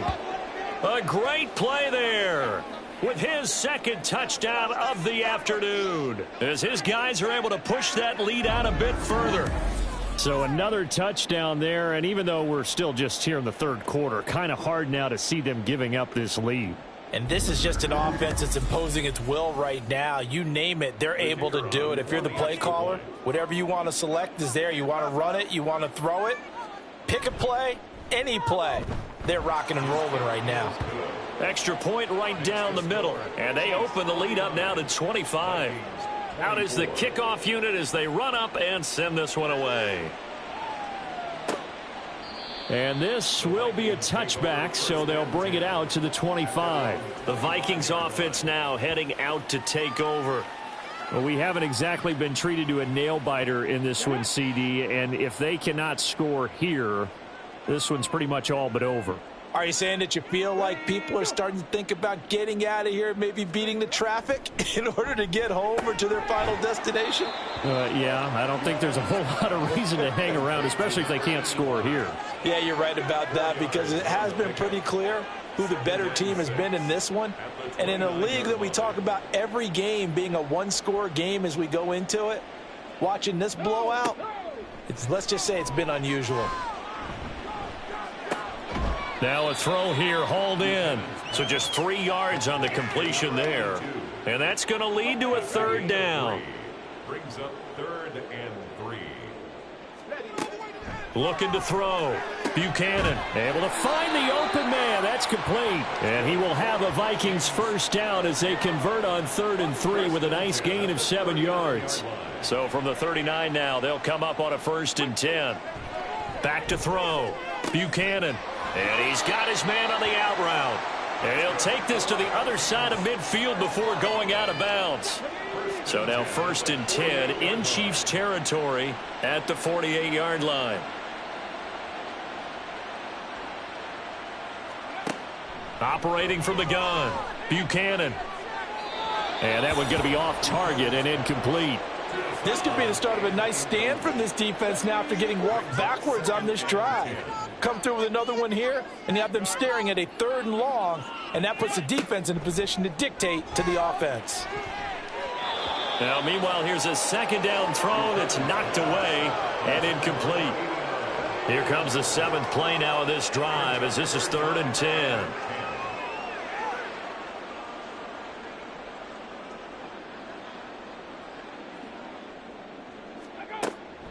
Looking to throw. Buchanan. And that is incomplete. Just a little beyond the reach there of his receiver. That's probably one he wishes he had back. He wishes it had been 7-on-7 in practice, or maybe even routes versus air, because that's a completion he makes, 9.9 times out of 10? Just missed that one. And they won't risk defending a return here. That one's out of bounds, and it'll be spotted Spotted at the 14-yard line. KC's offense ready to take over. They have picked up right where they left off in half number 1, just looking really dominant, extending this lead. And it's fun to see when teams actually do that, because so many times you go into the half after playing well, and you kind of relax a little bit. We've got this. We can kind of punch the button whenever we get good and ready. But for a team to keep the intensity and keep the execution up and come back after the half and play so well, that's actually really, really nice to see. And a pedal to the metal. That's what we're seeing right now. They try to throw on second down, but this one is incomplete. An incomplete pass on that last play, and that means they'll need to come up with something here on third down. He'll look to throw. And way up past the 35 before he's taken down. That one a broken play, but it ends up being a good play. The scramble goes for 20. On third down, he obviously wants to throw the football, but there's nowhere to go with it, so he takes off and goes. And now as he gets to the first down marker, he blows right past it and picks up big yardage. Partner, that's a great bit of improvisation. Now on first down, he'll drop to throw it. Quick completion here to Johnson. This will be stopped about 2 yards shy of the marker. 8-yard gain, 2nd and 2. From the 46, here's 2nd down and 2. Up the middle they go. Buckner. And some pretty strong running there as he'll take this across the 50 and down to the 44.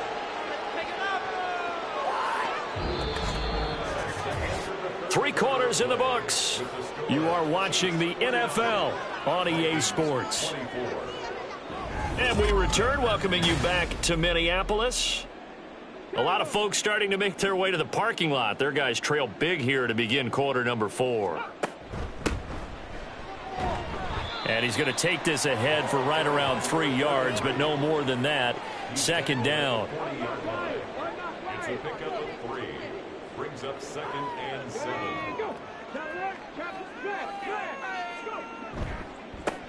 They run the counter. Buckner. And running room scarce here. He's going to be stopped in his tracks at the line of scrimmage. So it's 3rd and 6, and this will be the 8th play of the drive. From the gun, he'll hand this off. And maybe a little over pursuit there as he's able to take this down to the 25-yard line.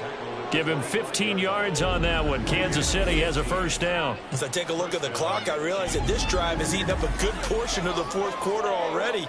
Got to tell you, partner, when you're trying to salt away a game, this is exactly what it's supposed to look like.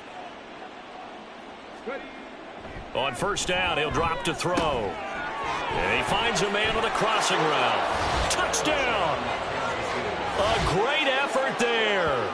His 2nd touchdown of the afternoon. And the Chiefs look like they're going to get back in the win column as they extend their lead here in this fourth quarter. So still throwing here in the fourth quarter with a pretty sizable lead, and now that lead even more sizable. And if nothing else here, CD, a chance to pile on some stats before this one wraps up, and he did just that. Brandon, convention tells us it's time for them to get off the gas a little bit, right?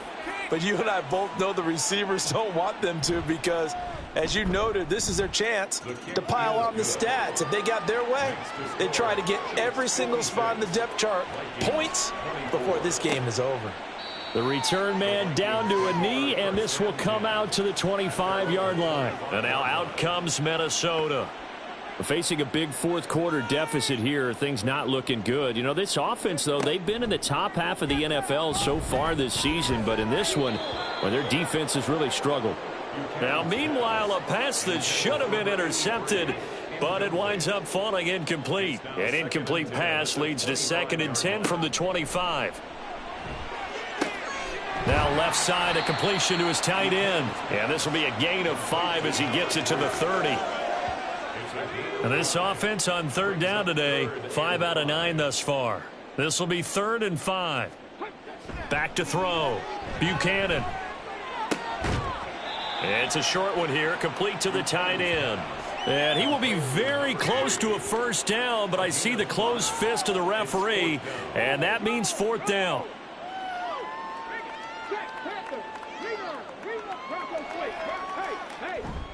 They'll run for it with Pollard. And he slips up past the 45 before being tackled. No reason not to try it there, and they do indeed convert on fourth. The fourth down run successful. Now they look to pay it off on first down. They'll set up to run the quarterback draw. And he'll take it across the 50 and into Chief territory. He'll get 8 on the keeper there. It'll be second and a couple. It's a gain of 8. Brings up second and 2. Looking to throw. Buchanan. This pass reeled in by Hull. He had the touchdown earlier. This one's going to get him a first down. First and 10 at the 37-yard line.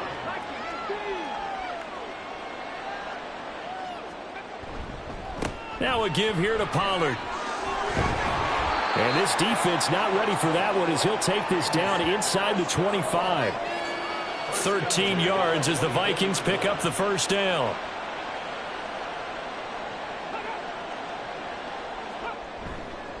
Off play action. Buchanan. Going down the middle, and it's complete. And they've got it inside the 10 at the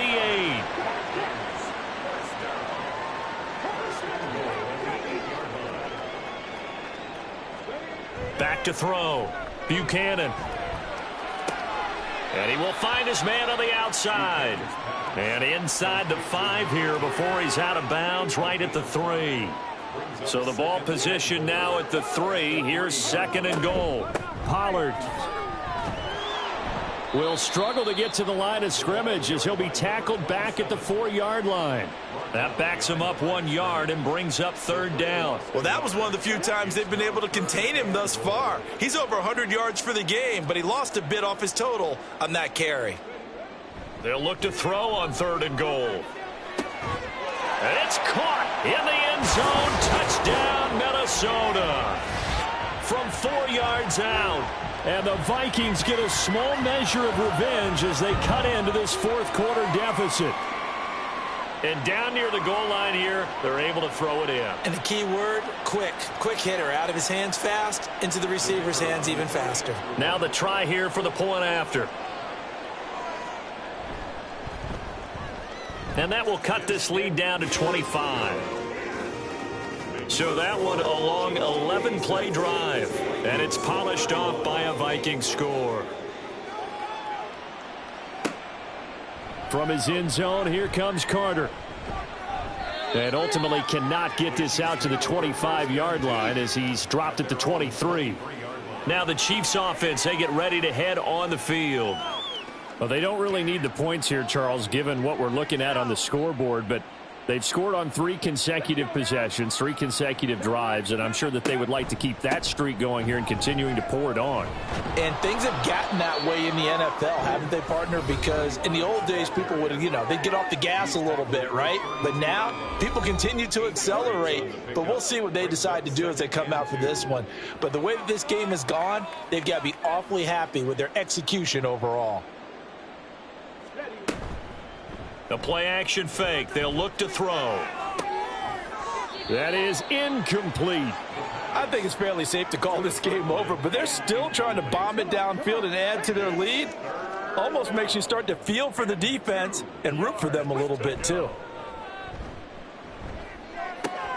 That is caught. And he'll have it past midfield almost to the 40 before being taken down. A very solid gain of 27. And looking to put this game on ice in the fourth quarter, but still not afraid to throw it as they show there. You want to play the game with confidence, and they have a guy who's in control right now. Their trigger guy throwing it, they feel just as confident with him doing that as they would if they tried to run the ball and run the clock out. They'll run on first down. Boykin. Just a yard on the pickup there, and it'll bring up a 2nd and 9. Absolutely love the effort there. The ability to flow from his inside spot and stop that one at the line of scrimmage. Nice linebacker play. On 2nd down, Boykin. And he works it past the 30, almost to the 25. Give him 13 yards there and a Kansas City first down. For a lot of guys playing this game, there's no better feeling than running right through a tackle. He's able to lower his center of gravity and churn his legs for a really nice pickup. On first down, Boykin. And they've got it in the red zone now, down at about the 19. 7 yards on the pickup there, and it'll leave them with a 2nd and 3. Coming up to the line, and they will need to run another play here before the 2-minute warning. 2nd and 3. Firing quickly, but it's incomplete. Well, their passing attack, even though that one was incomplete, has been really sharp in this one. It's resulted in a lot of touchdowns, and it looks like they're not going to stop throwing the football until the very end of this one. Well, that will certainly make everyone involved on offense pretty happy because that gives them all a chance to pad their stats a bit. But as far as the actual need, you and I both know they can just run this clock out because this one, it was over a long time ago. They'll run on first down. Boykin, and he'll get it here to the 10-yard line. 5 yards on the carry. Good pickup on first down. Ball sits on the 10, 2nd and 5.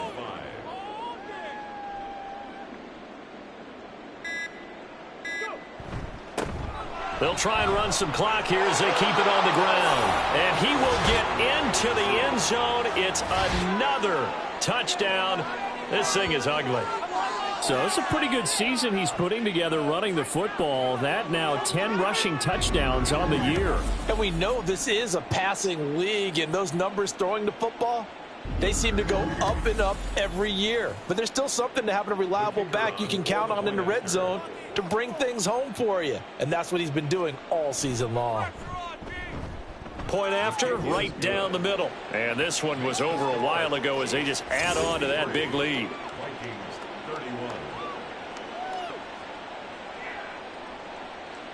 Here's the Chiefs kickoff unit now as they'll send this one away. And he won't return this one. He'll go down to a knee, and they'll start at the 25. Now the Vikings offense gets set to take over here.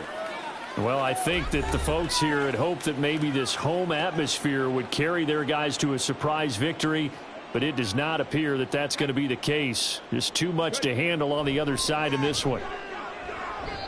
Now a quick throw there, but it's going to be incomplete. Well, the incompletion, but now we also have an injured player. While they come out and take a look at him, we will step aside for just a moment. An incomplete pass leads to 2nd and 10 from the 25. Looking to throw. Buchanan. And Gordon's got it. And he'll be taken down, but not before they work it across midfield.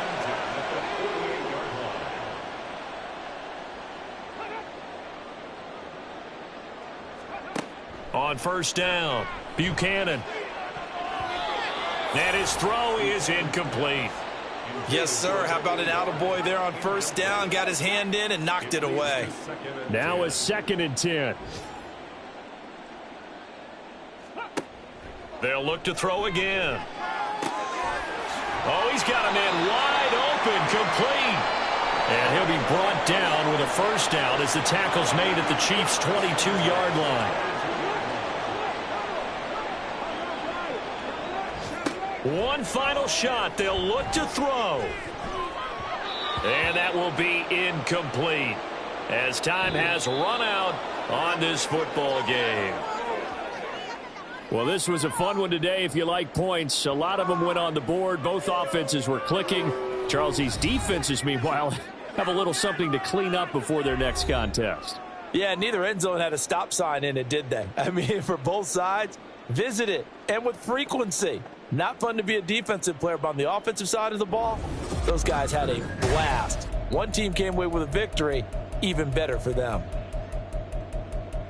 So for the Chiefs, the win will move them to 7-2 now on the year, and they will head back home next week. Meanwhile, for Minnesota, things are kind of getting ugly as they drop to 1-7 now on the year. And they'll try and turn things around next week as they have a date at Soldier Field with the Chicago Bears. Thanks for tuning in, everybody. Alongside Charles Davis, we thank our entire crew. I'm Brandon Gaudin. This is the NFL on EA Sports.